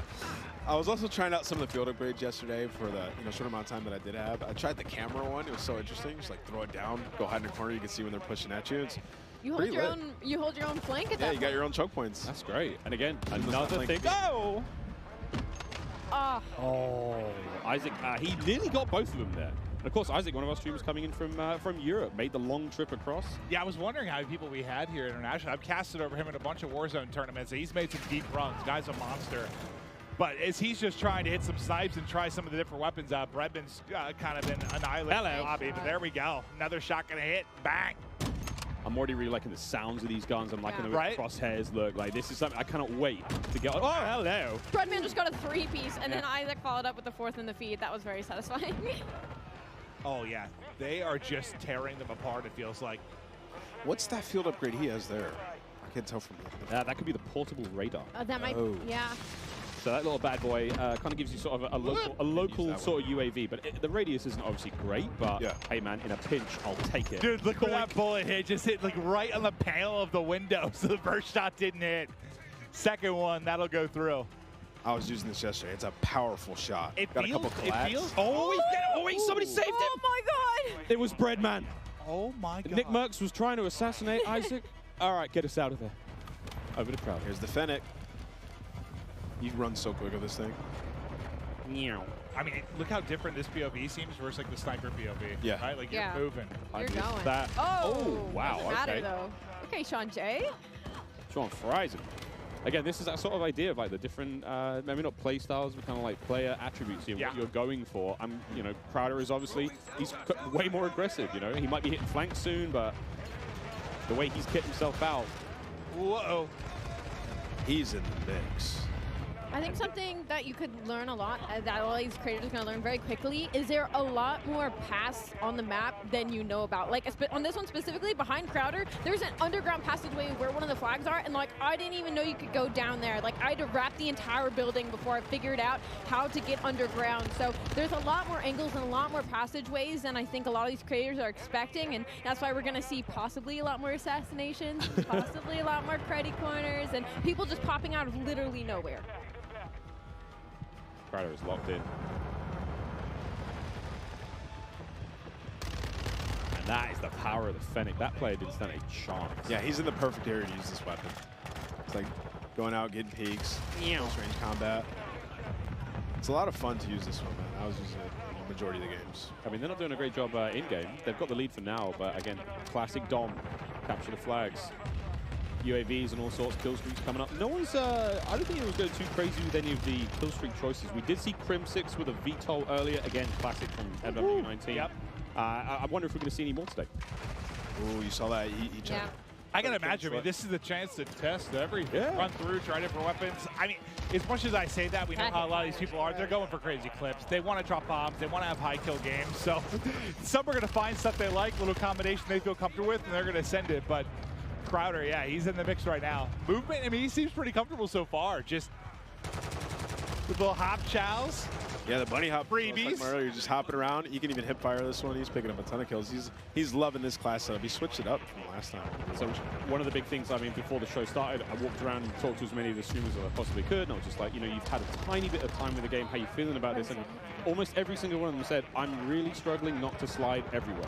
They've been so used to doing that. Get used to it. From MW19 all the way through to Warzone when, you know, we're on Caldera.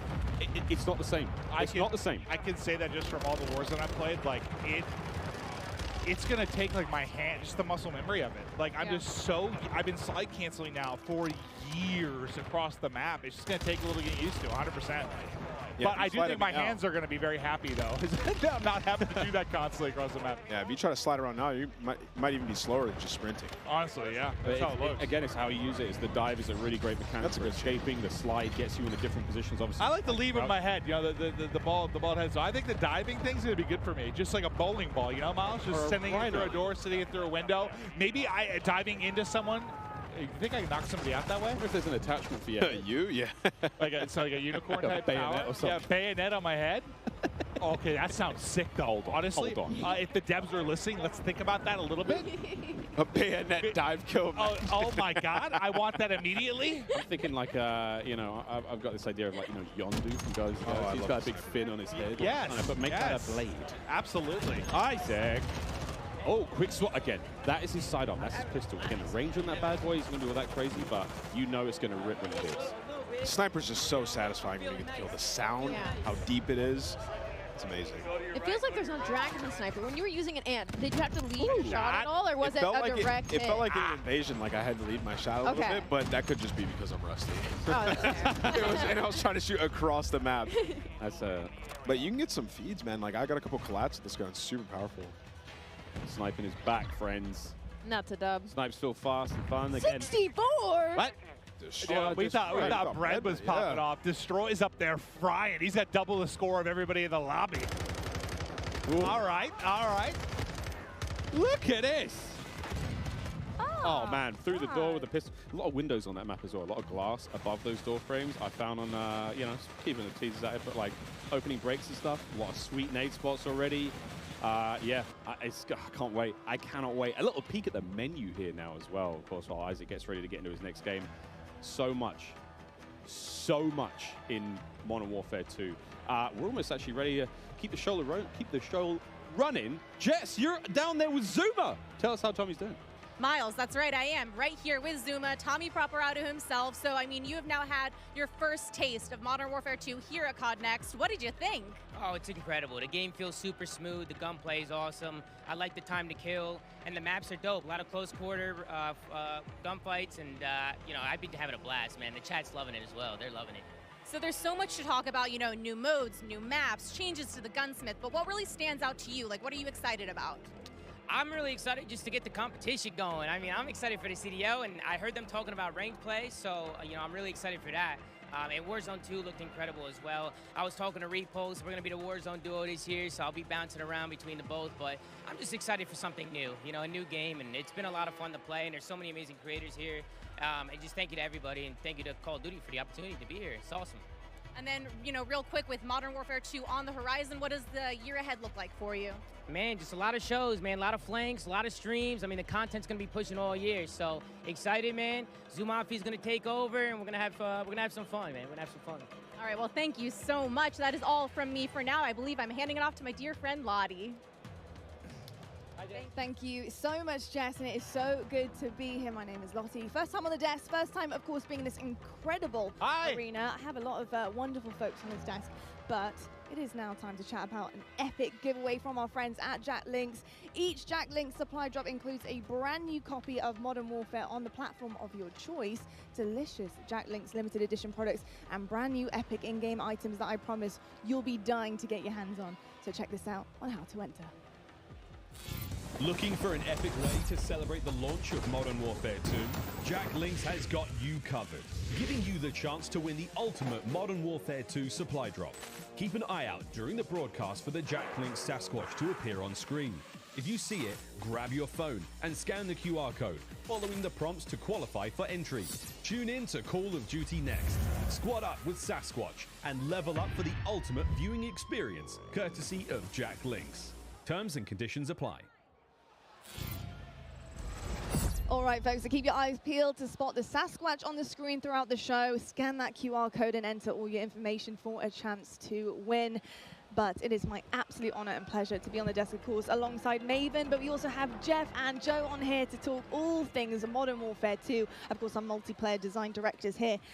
And we're just going to get a bit nerdy, to be honest. You know, we're going to look at a bit of gameplay. I am so excited to talk about it. But Maven, I've got to ask you, what do you want to dive into first? We have the two guys that are going to answer a question. Well, first off, by the way, you guys killed it in the opening of the show. Thank you. You know, it started real smooth. I'm sure nerves were going a little bit, but it was awesome to see. But I know we're going to have gameplay that's going to be popping up. We're going to chat through stuff. But I think one thing I kind of want to chat through is just there's been a lot of significant changes. You guys are always looking to how to kind of tweak the wheel a little bit. Can we chat through kind of the perk change and where your head was at with regards to that? Because it's a big change. It's interesting. Yeah, you know, perks haven't really been touched for a long time in the series. And I guess by nature, they're passive. And so most of the time we've found people just, you know, find the 3 that they like, and that's it. They kind of forget about the... I said that earlier. That's me. Yeah. Like, I find a few I like, and like that's my class. There we go. We just wanted to come up with a system that was a little bit more engaging. And so we grouped them into 3 different categories. You get 2 to start with, and then you pick a third, and then you pick a fourth, and they're rewarded as you play. You really like how they proc at the end. Yeah. I mean, an announcer comes up, tells you what perk you got, and it kind of re-engages you with what's available, right? And they're earned through time and score, so eventually you'll get them, and you're not gonna. It doesn't reset on death. It allowed us to kind of like create a couple more powerful perks and put them at the end because you're not going to have them the whole match. And there's some interesting depth there where you can say, okay, UAVs are really powerful early match. Like there's different things you can do where you're kind of like, if you're one of those players who really wants to noodle, you're like, okay, I know these aren't in play yet. Well, I guess, listen, it's very different, but I'm also a big like RPG guy, so I like the process of like unlocking things and earning things. It's just like at the core of who I am. So I dig that, just like the progression over the course of one single map. I think is very cool. Yeah, it just feels good. It feels good. It feels good to be reminded what you have. Yeah, no, 100%. Oh, and I guess we didn't touch on actually is the packages, right? From like, we're talking a lot about the theory crafting of what you set up, but we actually have these defined packages. So early on, you just say, you know, I want this playstyle. I just grab this package and go. And then later on, when you're like, okay, I like that, but I want to noodle a little bit, you can hop in and create your own packages. You know, that kind of, it really, people can see that through the default loadouts.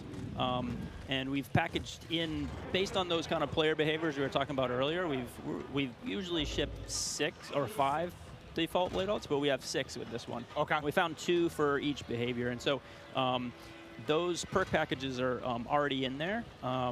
And it's something different in this game. We actually allow you to attach a field upgrade within that, within each loadout. And so it's a little bit more micromanagey, but it felt to us that you're kind of more creating your class and your character for, you know, in that. So people in the beta should really try out those default loadouts because we put a lot of time into how those play. Well, I'm curious in like play testing, did you see like I'm sure everyone has a way they view themselves as a player. Like maybe you want to start as more of like a Sentinel type. Did you see like as people got more comfortable with the game, like an evolution towards maybe a faster pace, or what did you notice when playtesting these different types of things? Yeah, I mean, I think overall most of our players are rushers. Yeah, but, you know, you're not wrong. Depends on the circles you run, but you know, there are these other players, and we wanted to just make sure that we're supporting all of them. And so, some of the field upgrades can be more Sentinel and trying to hold down positions. But that's why we added in the DDoS, like we said, to kind of just say, I've had enough. I want to pause all this stuff and make it go away. But we also leaned into creating game modes that can facilitate this kind of siege gameplay. Now, we talk about the rushing players, right? But we also want to talk about the pacing, the movement, what it looks like, how it feels to be in-game. And when I got a chance to get on the sticks yesterday, something I noticed is it is a little bit slower paced, right? We're going to be sprinting round, not sliding round. And I think another thing I want to talk about is the dolphin dives. I've been diving down escalators, getting prone, looking at hard points, trying to figure out, can I see bomb site B or A? Like, it's pretty incredible with the movement and how it feels. What was it like making that? What were the decisions behind that pushing forward? Because the feel of the game is huge. Yeah, I think fluidity, and I mentioned it previously, is like really, really important, right? But we did make some small tweaks, right? Like Slide has a little bit more of a hang up so that people aren't just sliding around the map, so that they're actually moving through spaces, checking corners, and kind of like pacing themselves. But the general movement of guns should be almost exactly the same. And Jeff and I regularly check in. We're like, okay, how are we doing? Like, let's look at last game, let's look at this game. And we try and be consistent in that regard. But there have been these small tweaks, and the dive is one of those tweaks. The ledge hang is one of those tweaks. And those will change how people move through a space, right? You won't throw yourself over a wall, you'll peek that wall first. Yeah, I love the ledge hangs because, you know, just testing out yesterday, being able to kind of ledge hang and really use it as intel as well. I think when it comes to multiplayer and competitive side, that's kind of where I'm at here, is being able in S&D, just being able to know where people are, give that intel to your team, peek that back down again, making sure you're not getting your dome ripped off by a sniper, of course, major stuff here, but and exciting that the fact that you can get your secondary weapon out and start to put a bit of damage in and help out there. So in terms of ledge hang, where did that come from? What was the idea behind it? You know, why is it so special to have that in the game? To be honest, it came out of face planting too many times, parachuting in, just missing that ledge, and you're like, nope, that's frustrating. Let's fix that. Well, we've all been there. Like, whether you've been playing Warzone, like you're trying to like hop and grab it, and you just like, it's like you want to hit the button to like activate the pull-up, but then yeah, you hit your shoot and you're like falling down. It can be so frustrating. Yeah. So I mean, really, that's where it came from. But yeah, it was also the high mantle too, right? Like late when we were developing Modern Warfare, and then Warzone started to come out. We had these walls and things. We ended up turning up the mantle height in Warzone. Okay. And it didn't feel as polished, but it allowed people to get over walls they otherwise couldn't. But like I said before, you kind of commit, and now you're like throw yourself over a wall and get shot as you make that transition. So the high mantle is definitely like get up, you can peek, or you can just double tap it and pull yourself over if you're in a hurry. It just adds that extra layer of like I can be a little bit smarter about how I move through the space. That's a good note that we make all of the equipment, all of the movement, and all of these things for scalability, and we have to kind of check ourselves that everything we put here is going to show up in Warzone. Well, now you've got this like metaverse of like there's so much. It's a big kind of, like I was saying earlier, right? It's like not hard, man. I'm sure. It's like how do you add different things in and make sure it all stays in check and not mess up this ecosystem? Well, it feels like I guess for me when I view it, well, what has been the one thing, at least for me, that really separates Call of Duty from a lot of other shooters? It's like it does feel so fluid, but like there's a limit to that too. You don't need to be an amoeba, like it's just like floating through the map. Like you want to be some realism to it, but like how can you add that realism and the ability to, I mean, think about, I don't know, 10 years ago, what you were able to do with just like interacting with the map and what it's come to now. I mean, it's insane how much it's changed. We had to argue to get sprinting into, I think it was COD 4. I'm sure. We didn't have that, and so like just the evolution of where. Yeah, it's come a long ways. I played the very first one, so yeah. Yeah, it's been pretty special, and something else that's a bit special as well is the fact that we have all these content creators behind us. We have an Elgato replay for you guys. It's actually Myth here on Prison Rescue. Just gonna check this one out and see exactly what went down here. And Prison Rescue is gonna be a really exciting one, of course, because you have to get that objective done. You need to go rescue the prisoner, and carrying them out is gonna be huge because that icon does disappear. How did it work with this prisoner, being able to put them in the game, knowing that somebody's going to have to run this prisoner back and extract them, and having that defense to be set up later on and have to completely and utterly change the game, go to that defensive mode? What was the kind of makings behind that? So it was actually kind of a hard mode to make, and we went through all these different iterations, and we had these problems where we're like, hey, the modes around rescuing these prisoners, but people, they weren't able to, right? We're like, hey, do this heroic thing, and rounds just kept ending in elimination because it was so hard. And that's why we added the radar sweep that you get when you get the prisoner, and that's why we took the icon away when you pick the prisoner up. Because we were going through, and we tried with one prisoner, we tried with two right next to each other, we tried all these different iterations, and it took a while before everything kind of clicked. And you often, when you're making game modes, you don't really know. Like some of them pretty quickly, you're like, oh, there it is. Yeah. But this one took a lot of work, a lot of finessing, and then we finally got it to where there is this balance, and we're seeing more hero moments. And that replay we saw, he actually, I think of that one, but while we were talking earlier, I saw him actually pick up the prisoner and take it all the way to extract and have that run, and that's what we wanted, that hero run. Yeah. I'm just thinking about like how crazy it's gotten. Like I don't envy you guys at all. I mean, I do. You have great jobs, but like the fact that you have to think about like everything within this sandbox. Like from when you're trying to make a new mode, like how is some new movement or anything going to affect Warzone? How's it going to affect Ground War Invasion? Like, I think at every game you have that His moment layup at is the sleeping. end of the previous one. You're like, okay, how do we squeeze more blood from this stone? Yeah, You know, right, like- right. And it's like, but then you start iterating and trying different things, and you do kind of like, all of a sudden it's ballooned, and you're like, oh no, we have to cut stuff. We have too much. Yeah, I mean, Jeff, Joe, this is a pretty hard question, but just to kind of wrap things up here, you know, I think when you talk about Call of Duty, when you listen to feedback from players and different generations, they always talk about that nostalgic feeling that they get when they get on the game. What is it about Modern Warfare 2 this time around, this title in particular, do you think that is going to bring generations back years to come and say, look, Modern Warfare 2, excuse me, was my game, and this is why I want to play it year in, year out? Yeah, you know, nostalgia is a weird thing, and I know from working on past games and people speaking so highly of these different things, and it's kind of where you're at in your world and your friends and things like that. And so for us, we can't really control that, but we try to lay out kind of, I don't know, for the lack of a better term, like you're kind of laying out a nice meal, and you're hoping that everyone enjoys it. And from all the systemic play with all of our equipment and all these different interactive systems, we're just hoping that fans find new and crazy ways to play the game. I don't know. What about you? You just want it to be fun. I mean, at the end of the day, right? Yeah. Like, Yep. Because nostalgia, you got to probably tune some of it out. Like some stuff, that's tough. Yeah. You don't know what's going to whole nother become story. nostalgic, right? You don't know. And I think one of our strengths is that I run into people all the time, and they're like, I'm an S&D player. Yeah. I'm a Warzone player. I'm a Plunder player. Like, you know, like I love TDM. I just play that. And so it's interesting that we're fortunate to be able to make all these different offerings so that people can come into our game and they're like, I love big war, vehicular combat. I'm going to ground war, right? And so I think that's an advantage that we have, that people can find their place, the thing they love, bring their friends in, and then years to come, they're like, I remember that. That was awesome. Yeah, a bunch of different experiences for sure. And I got to say, the fact that we haven't even really scratched the surface yet, you know, we're here at the reveal, we're seeing it for the first time. There's so many questions that we have as well. I want to know what some of the challenges have been for you guys to develop this game, to really get it to the point that it is now where you are comfortable to show it to the world and reveal it. You know, what are some of the hardships been along the way in this ride? You know, I think the big kind of elephant in the room is just, you know, a lot of this was made from people's homes, you know. You're looking at people's art and work that, you know, people in their home spaces is their living room. Wild. I work out of a shed in my backyard. Like, there's people in their mom's basement. I bet it's a cool shed, though. Not really.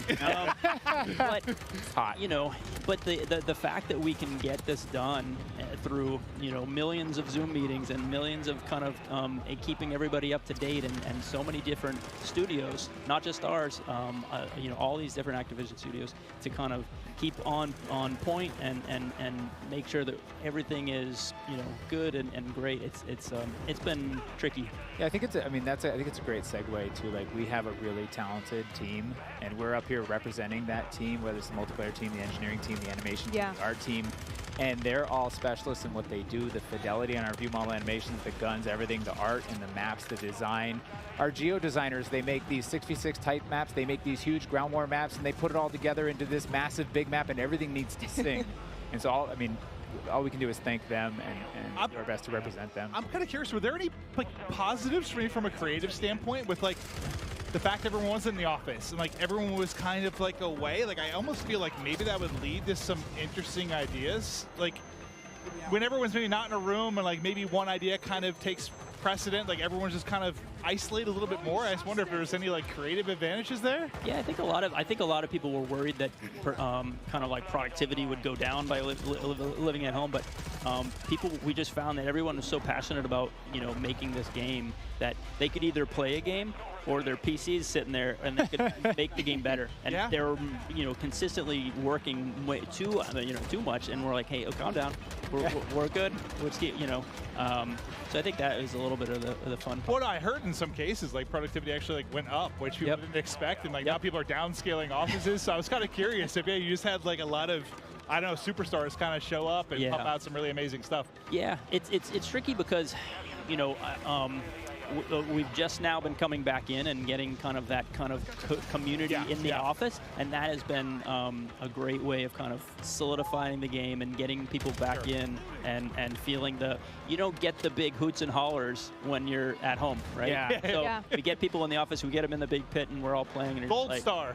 Yeah, you get that feedback loop of like, I made good stuff, and someone's happy. Yeah. Look, drawing back the curtain a little bit, because when I think of how to handle a brand new game, a brand new title, bringing all these exciting factors to it, I'm thinking of like bare bones, you know, in your shed maybe, with a whiteboard, you know, just writing things on, just brainstorming. What is that process like? You know, building the blocks, building the foundation behind this brand new game, putting those ideas down on paper. How does it work for your team? Well, that's a big question. I mean, one aspect we used was we tried to kind of break everything down as simply as possible, and that really is just like a one-on-one interaction. Yeah. You know, like if you imagine how many times a one-on-one interaction happens in multiplayer or in single player, and like what does that look like? You know, they could just shoot each other, but you know, it's what is in your loadout, what's in my loadout. It's almost like it's like a card game where I use my flash and you use your smoke, and and so like we really worked on how many permutations and how that can play out. And so we figured if we can get that to come and play out in a lot of different ways, we can make a really deeply replayable game, which should, you know, make everyone really happy at the end of the day. Nah, it seems like everyone's having a blast so far. I mean, this in general, it's got to be pretty special to see just this many content creators here, gassed up, enjoying the game. I mean, it's been absolutely incredible. Honestly, Jeff, Joe, thank you so much for being here, giving us all the insights, letting us nerd out a little bit, ask all the questions that we're dying to know. But I tell you what, it is about time right now to head on over to the main stage to talk a little bit more about COD Mobile. We've got Beef Mummy and Matt Lewis over there. Let's take it over to them and see what they have in store. All right. Thank you so much, Lottie, and welcome back to the Command Center presented by Xfinity Rewards. And it's time to finally drop into some epic Warzone mobile gameplay. And joining me here, none other than Matt Lewis. I've been so excited to bring you into this stage. He is the Vice President of Product Management for mobile. Thank you so much. I am super excited to be here today. We just have some awesome gameplay. We have some cool new surprises for you. So I'm just really looking forward to sharing this moment with you and with just the entire Call of Duty community.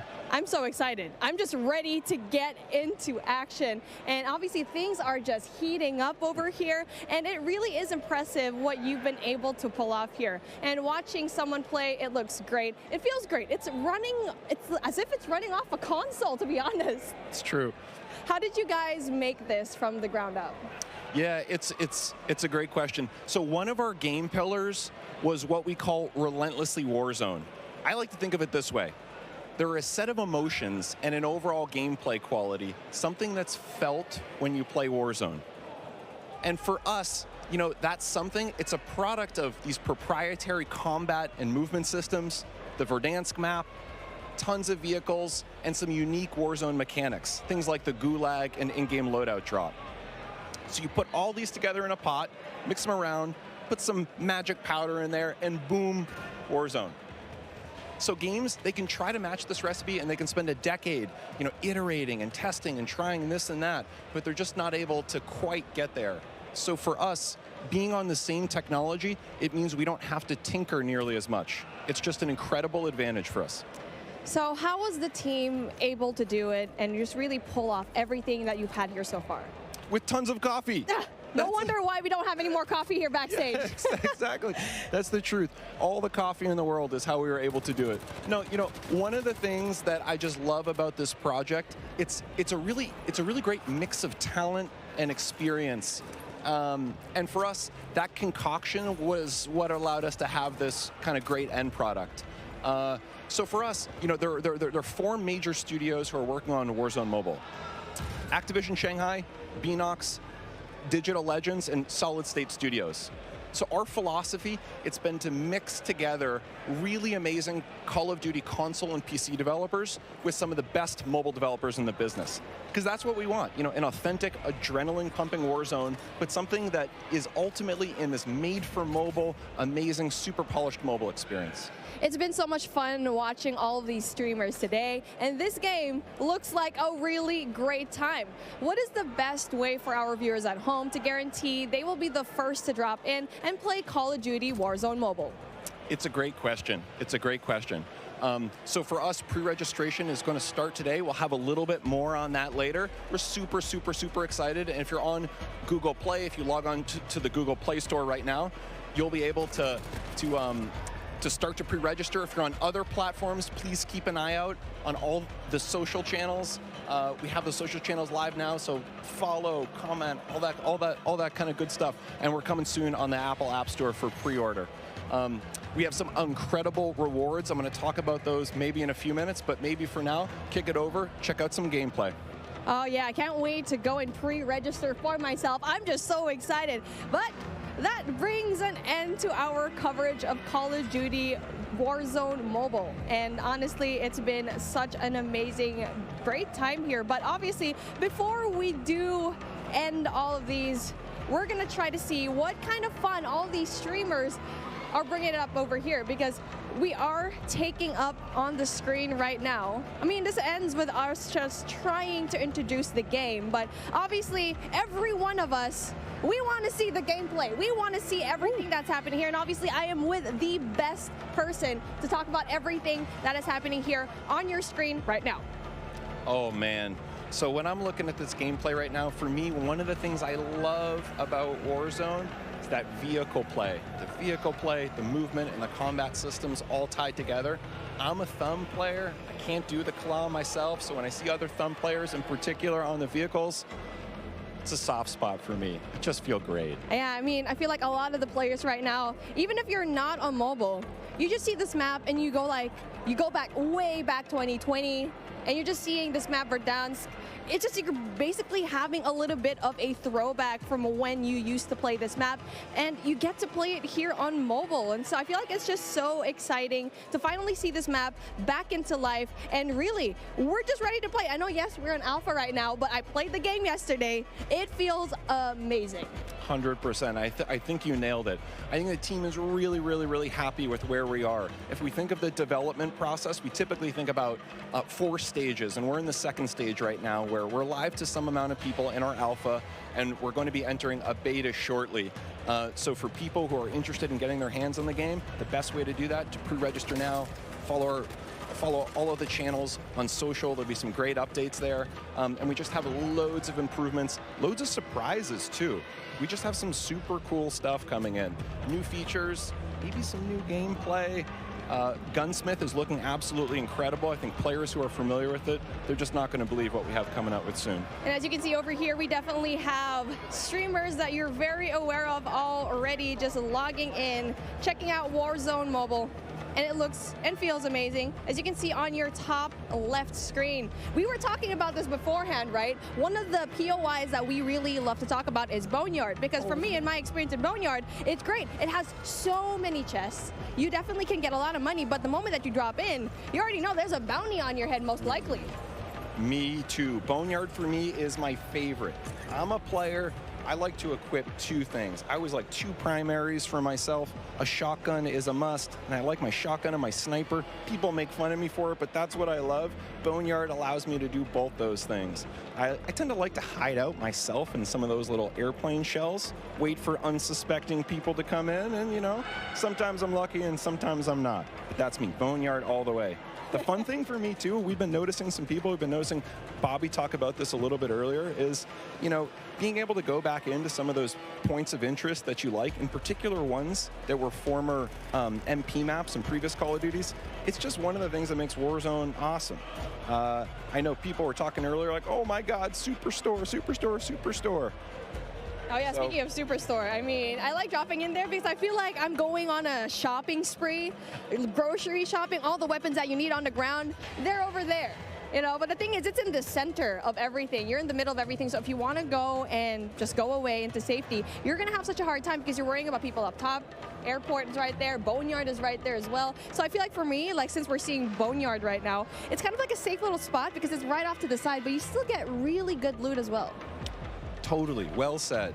And for me, one of the things I love about Verdansk as a player is there are these mix of different ranges. You have really close quarter, inside combat, things like Superstore. You have some long distance sniper areas. Some people I know like to go on top of dam and try to pick off some enemies. And then you have things that are great for AR, you know, that mix of ranges. So it really is kind of like, you know, choose your own adventure. How do you want to have that kind of gameplay? Well, talking about the gameplay that we have right now, we definitely want to have a little bit of a look into the different streamers that we have, because obviously you can see here the duo. We got Hawks, we got Bobby Plays, and they're definitely really known in the scene, especially when it comes to mobile. And so it's really exciting to finally see these guys enjoy the game, because we've been talking about this for such a long time. And I really asked Bobby, are you going to be here in this event? I saw your invite. I wanted one as well, but obviously I sneaked into the COD Next event and was finally here, finally able to you know, see the alpha. But hey, since we're here, taking a look at what's going to happen here on the right side of your screen. You're taking a look at the map, and it's like, it's exactly what we saw in Warzone. Totally, and it's getting to one of those end crunch periods. This is my favorite. The circle started to close, not yet final circle, but it's definitely that time. You got to be a little bit strategic and smart about your choices. There is a penalty if you get a little bit too aggressive. And now, speaking of being aggressive, it's like we were talking about it. It's really a matter of where you drop, because obviously the tier 5 loot zones, the tier 4 loot zones, you'll always have that risk, but obviously the reward is a little bit more high. I mean, especially if you're going to be dropping at the very ends of the map, at the very end sections of it, where, yes, you might not have better loot, but you might have a better time not really looking for those kills. But the best thing here is you need to find that middle ground in every BR game that you have. For here, cash is king. You need to buy out, go and find a way to buy your fallen teammates, who we've already talked about it before, or maybe even meet them in the Gulag later on. I'm really hoping to see a Gulag feature over here. I want to see it. Me too, and looking at the mini-map here, there were just quite a few red dots around. Something tells me we're going to see the Gulag pretty soon. And now we're talking about the weapons that they have over here. Obviously, it's something that we've seen already. The Fennec, I feel like it's going to be a really good gun. And speaking of, there you go, gets one. So that's a really good start. So hard up. We can see Bobby Blaze. I mean, it's just like Bobby Plays has been such a tremendous name here in the mobile scene, and now he needs to get out, because he's going to be in big trouble, especially going out here with no cover whatsoever. Yeah, I don't know. He's living dangerously. I don't know, Bobby. I'm worried for you, man. Yeah, Bobby and Hawks, they need to find a way to, you know, just get some cover. There you go, finds one. Gets the kill, and that's going to be really good for them so far. So again, so far so good, and I'm really looking forward to kind of just talking to the guys later on after this gameplay, right? I feel like they have a lot to say. Me too, super curious to hear. Also curious to hear how this interaction here ends. I want to go back to one thing you were saying earlier with the loadouts. One of the things for me that I just absolutely love about Warzone is being able to have this little in-game economy and the strategic choices that happen as a result. Sometimes I want to get my own loadout. Sometimes, no, I'm all about buying a new score streak, leveling up, helping my squad that way. There's a really nice element of strategic choice, and it's ones that we know players in Warzone 1.0 on console and PC, they just absolutely loved. And, you know, in mobile, there's really nothing quite like it. So just can't wait for players to get their hands on that. Oh, most definitely, because I had my hands on it yesterday. I'm not very good at it, and that's why I'm being a shoutcaster. I'm just kidding. But really just playing the game and playing Warzone in general, it feels as if you're playing the same thing on console and PC. And so that's such a huge deal, especially since you're putting it in such a tiny device, tiny but powerful device, and to have the same thing here. Not only that, it has its unique aspects as well. I think we've already mentioned it before. Mobile, yes, even though you already have it, Warzone is here, it has its unique features. Big time. And when we started making the game, we listed out all these options. We could make something that was totally not connected. It was its own mobile experience, no connective tissue to Call of Duty console or PC. And on the other end of the spectrum, we could do an exact port, something that felt exactly the same, had, you know, same experience, same economy, same everything else. What we decided in the end was, you know, there are different principles that we want to achieve. We want to make sure on the core game, so here, the moment-to-moment gameplay, it feels just as good as Call of Duty console, because really, for us, that's the best shooter in the world. We want to make sure that we're rendering that properly on mobile. We just think there's nothing better. At the same time, For mobile players, there's certain customizations that are really important. Sometimes on the event side, or what we call internally the live ops side, but also just on the controls. So we want to make sure we're taking those best of both worlds and adding them together into an experience that just feels like nothing else on mobile. We think we're on the right track. Yeah, well, speaking on the right track, Noah from YouTube getting these kills already, and it's our first time seeing him right now. So again, where he's at, it's going to be a prime spot because it's not going to be too crowded, as you can see here, but you can also get really good loot. So that is definitely one thing that you want to have. And now for him exploiting all of these, I can see the movement is very much like Warzone. I feel like for me, that was one of the bigger questions. It's like, what's the movement going to be like? And you can see here, it's good. He's done. He's already kind of felt the game pretty right to the fact that he can get a lot of these kills. And so how was it like trying to transform into the movement coming in from Warzone, going in here to Warzone Mobile? That's a great point. We thought movement, that's one of those things. Movement and really the whole combat experience, it's something that we just felt like we don't want to mess with it too much. It's so special. It's what makes Call of Duty Call of Duty. So for us, it's about rendering that in the right kind of way. And again, not totally there, but man, we're pretty happy with where we are at this alpha stage in the development process. I'm just so excited to see every one of these streamers just battle it out, especially at the very late game where you get to see the circle just kind of closing in. But obviously, we only have a set amount of time, and that brings an end to what we saw when it comes to the gameplay of Call of Duty Warzone Mobile. And it has been really fun, really exciting to see all the streamers playing the game, and we still have way more lined up for you. But with that being said, let's bring in Xavier for a special sideline update. Yeah, what's going on? WWE superstar Xavier Woods, aka Austin Creed, here with the only, the man, the legend, Myth. I'm here with Austin Creed. Woo! Having a good time. Good to see you, man. Good to see you. How you been? Brother. I've been great. Good. I'm having such a good time so far, man. It's crazy. Well, I love to see you. Yeah. Now, first things first, we've all been at home for a long time, and now we get to come out to come do an event like this. You get to see all your buds, play Call of Duty with all of them. How does it feel being at this event right now? Honestly, there's like a 13-year-old little boy like inside of me, the 13-year-old version of me that's like freaking the fuck out. Sorry, I don't know if that's allowed or not, but my bad, I won't do it again. But like, I am losing my cool. Like, I think it's awesome to think about the fact that like I'm at a Call of Duty event and one of this scale for a game that's this big. Right. Yeah. Well, since you got to play the game with a bunch of people so far, what's your favorite thing? Ooh, my favorite thing, an individual thing. I think so far what I've come to really like is I feel like they took everything that I loved about Modern Warfare and elevated it to the point where like the visuals, the gunplay, the feel of everything is just really polished and tuned. And that's part of what I really loved about Modern Warfare. Nice, nice. Now, you're going to get into some Battle Royale later today. Is there anybody here that you are excited to find and take out on the battlefield? Give me Symphio. Give me Symphony's Pidgeotto ass. You know what I mean? I want to take him out because, you know, he's known as the cheater, the Warzone kid, and he's my good friend of mine. So I feel like it'd be legendary if I was able to just smoke him in the new Modern Warfare 2 Warzone. You know? Well, there we go. There we go. We're going to be watching. Yeah. We're going to see if you get it. All right. Appreciate you guys listening. Back to you, Lottie. Great job, guys. That was awesome. Did they freak out back there? Awesome. Yeah, that was great. That was so fun.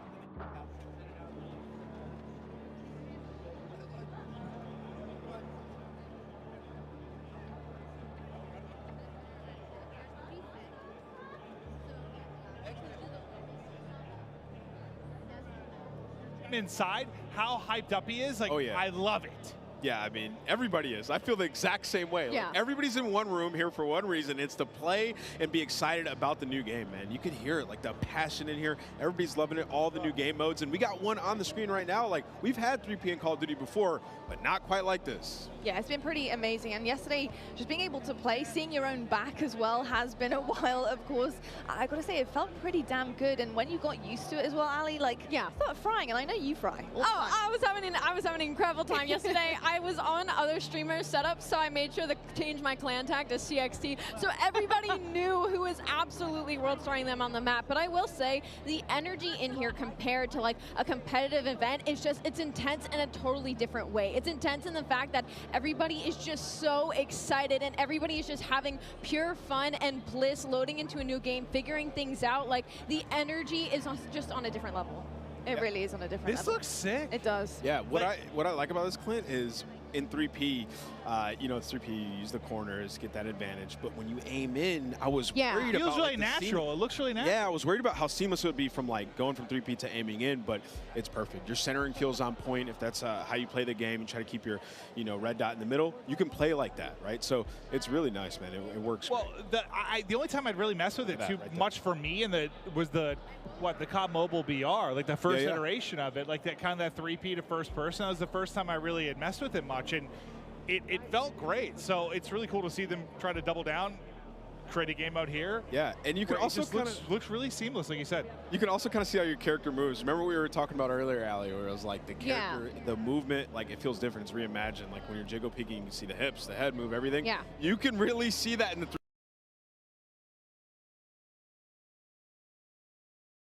3P, that's what, you know, when I had that realization, I was playing that earlier, I was like, okay, I'm going to have to play these angles a bit differently. And, you know, if you're a little bit more of a tactical player, like to get that information, this is going to be what you want to play. And I don't know if this goes for everybody, but this is the first time I played a third person like this, where you actually went into your sights still, like that you weren't still in third person when you went to ADS. So that was very interesting to transition for me, and I was curious at how it would work with a controller, because I use a controller personally. I feel like mouse and keyboard players are a little bit more accustomed to stuff like that. So I was wondering how that would translate, but like Ant was saying, like it just felt natural, like it felt normal, and it was actually really, really fun to play because your FOV, like you see everything, and like you play and you peek corners like totally different than in your first person mode.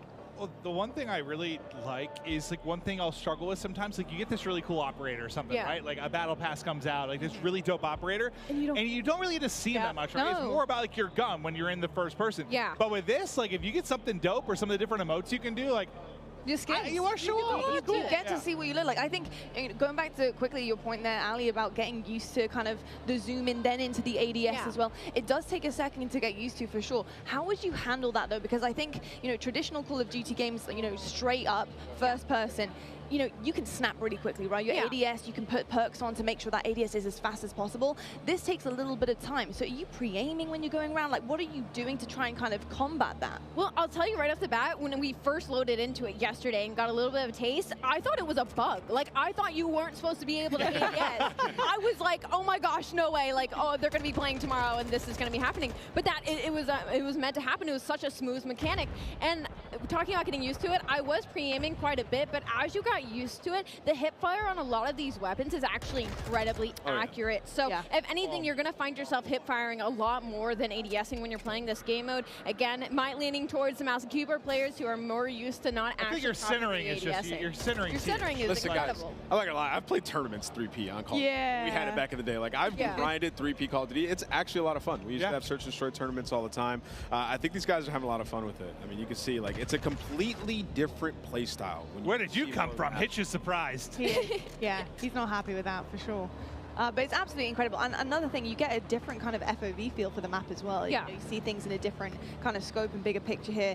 I'm kind of curious to see what things look like in terms of like hanging from ledges from third person and how that kind of works as well. Like they put in so much work into the game. Like IW, I see you. You want us to see everything. And that's kind of what 3P is for. Like Clint, that's a really good point. Like with your operator, like I want to see that swag. Well, I miss like it was a simple thing, but back in Blackout, like the first iteration of the VR, you had like these emotes that you could do, like a hula hoop or something that would go out to third person.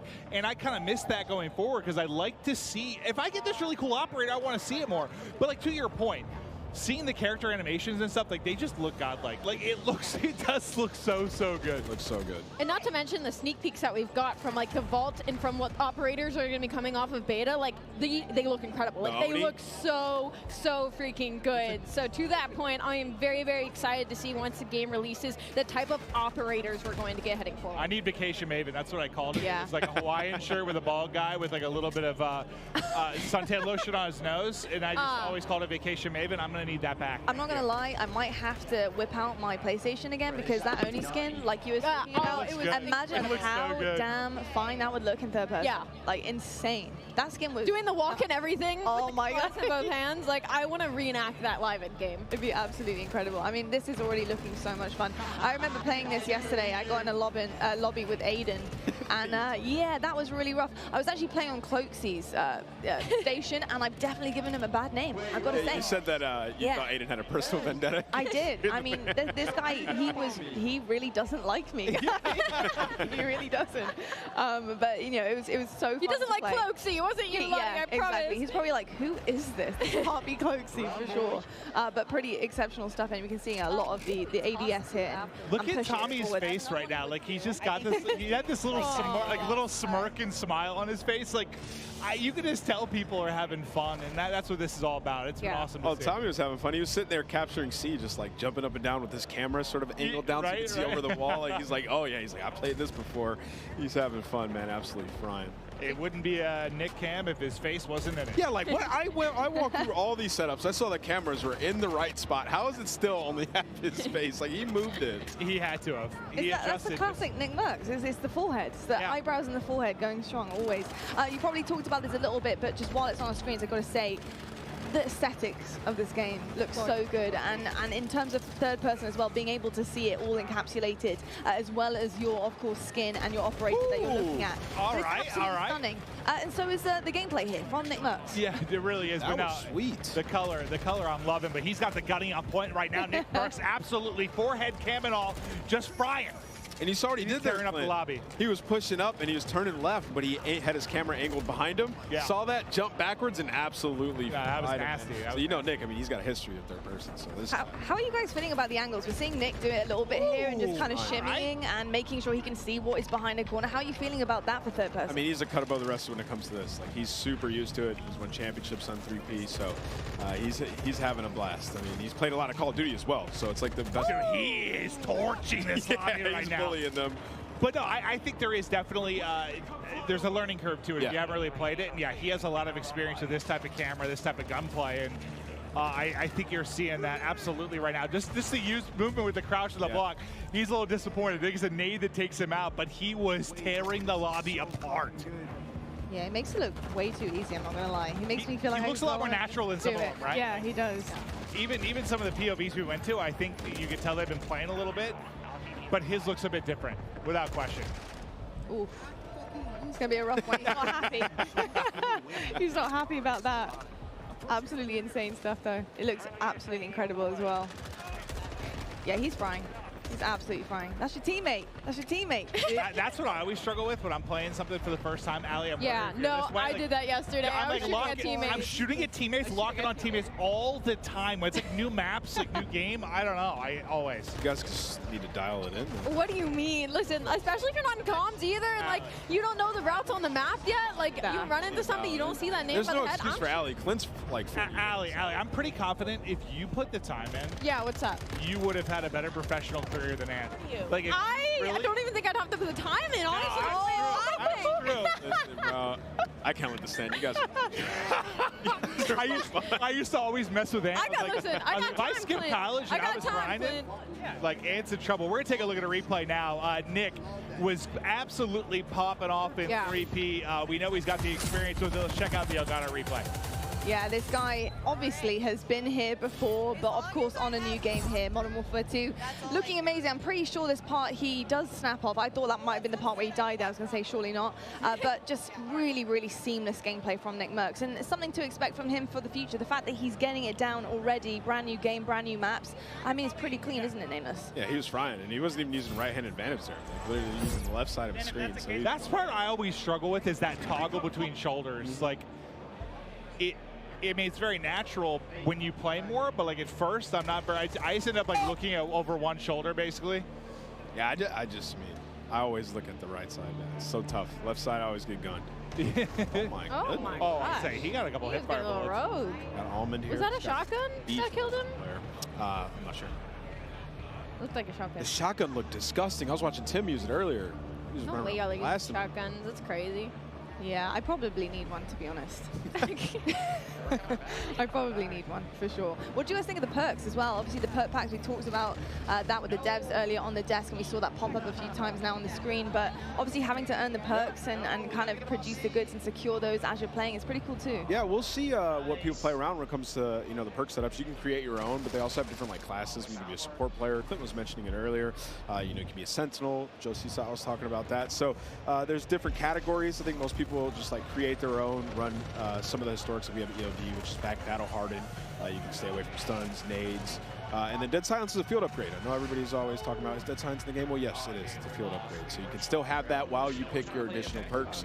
And as the game goes on, you'll get more. So you're just going to feel like a super soldier this time. Yeah, it's interesting. It's different.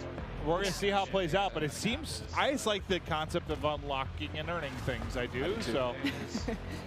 It's satisfying. You get kills, the game goes on, you get an extra perk. Like, we've had like something similar before back in Ghost with the Specialist, and you felt unreal as you started to unlock some of the other perks. So I'm excited to see how these guys play around with it. Oh, all right, Papa App. I know. Father of two. Here he comes. Dominating the lobby. I love seeing a sub in his hand. I mean, this is probably one of the better point of views we're gonna get, as he is just looking to be a menace right now. Using the 74U, looks like a version of the AK. Yeah, he is. Oh, yeah. Do it to him, my Ab. goodness. Oh my goodness. Forget as these guys grind, they're going to start unlocking more weapons. So we haven't seen this yet. We've seen Fenix, we've seen the Hurricane, the FSS Hurricane. We have not seen the 74U on the stream yet. Ah, there you kind of get to see the Dolphin dive, from the third-person POV, which I still think that's what I'm appreciating the most about this, is just seeing some of the animations from the 3P. It just, I don't know, it's a different beast. Nice to see. I just want to see somebody dolphin dive in third person down an escalator. I'm still waiting for that. I'm with that. You can turn around mid-dive. Yeah, 360. Yeah, so like, people are going to be getting torqued on. Just, yeah. Definitely are, for sure. I mean, the 360 down an escalator is going to be pretty nasty. Lobby. Yeah, Krim, App. These guys are turned. Speaking of, I want to know how you guys feel so far about competitive play. I mean, we've got some incredible pros or ex-pros on our screens as well. I mean, you know, so far, so good. How are you feeling about the pacing? How these guys are playing great. These guys are playing great. Yeah. But I think, you know, the main things are like, going into it from a competitive aspect is like the maps, which the maps look pretty good. Yeah. Auto looks great, and we've only seen a it's like impossible for you to say. Yeah, just gotta spend more time on the maps, see how they play out. Feels good. Like for me, when I sit down, Clint, like the first thing that I look at is like the gunplay. How does it feel? Yeah. And it felt great. Like the movement feels good. You got some, you know, extra mechanics. You get good gunplay and movement. It's like everything else is kind of be all right if it's fun to play. Yeah. So I think so far, like it's W. See, and I'm on the other end of that spectrum where I'll look at the maps right away. Like, I'll go through my attachments and like, all right, I'll try this one out. But really, when I first load into the game right away, I'm looking at the map layout. That's kind of like my forte. And I will say, the Mexican Village, that map, I love that map. And like a competitive aspect, it gave me a little bit of like a 3-lane, as well as the paintball map that had the middle section of Chaos. I was talking about how there was the underground passageways. It's giving, again, like a 3-lane hybrid. So with the maps that we are given to play with on this alpha test, I am looking forward to the game release. I'm looking forward because for competitive side of things, at least my personal opinion, things are looking bright. Cool. Amazing stuff. I love to hear that. And I'll tell you what, I love to hear from some other people in this amazing arena. We've seen a ton of action so far, of course, our third-person mode as well. But it's time to toss it on down right now to Gina Darling and Stephanie to give us an update on how things are on the floor and what is going on over there. Hi, Stephanie, and welcome back. Now listen, we've heard it teased a couple times today. Raids are coming to Call of Duty. Now, would you mind letting the people at home know what they can expect for this new experience in Modern Warfare 2? Thank you, Gina. It's so exciting. I feel like I have been able to announce so much cool stuff today. So this is sort of the cherry on top of the sundae for an awesome stack of all of the Call of Duty content that's coming your way this year. But Raids, an all new experience, different gameplay than we've ever really brought to fans. And this mode is ultimately all about communication and coordination, the things that you expect from a raid. And we're actually going to be looking at episodic missions, all of them sort of a couple hours in length, starting with Season 1 and the launch of Modern Warfare 2, and then having that narrative, which will actually, you know, play in with the campaign, continue to play out across every chapter. Exciting. Oh, I'm so hyped for this. Now, can we get a little bit more detail on the gameplay itself? Yeah, so we're looking at 3-person teams. And like I said, this is all sort of a mix of combat, of narrative, and puzzles. So those sort of core mechanics of what we know and love from Raids are coming to Call of Duty in that style. And like I said, I think the way that the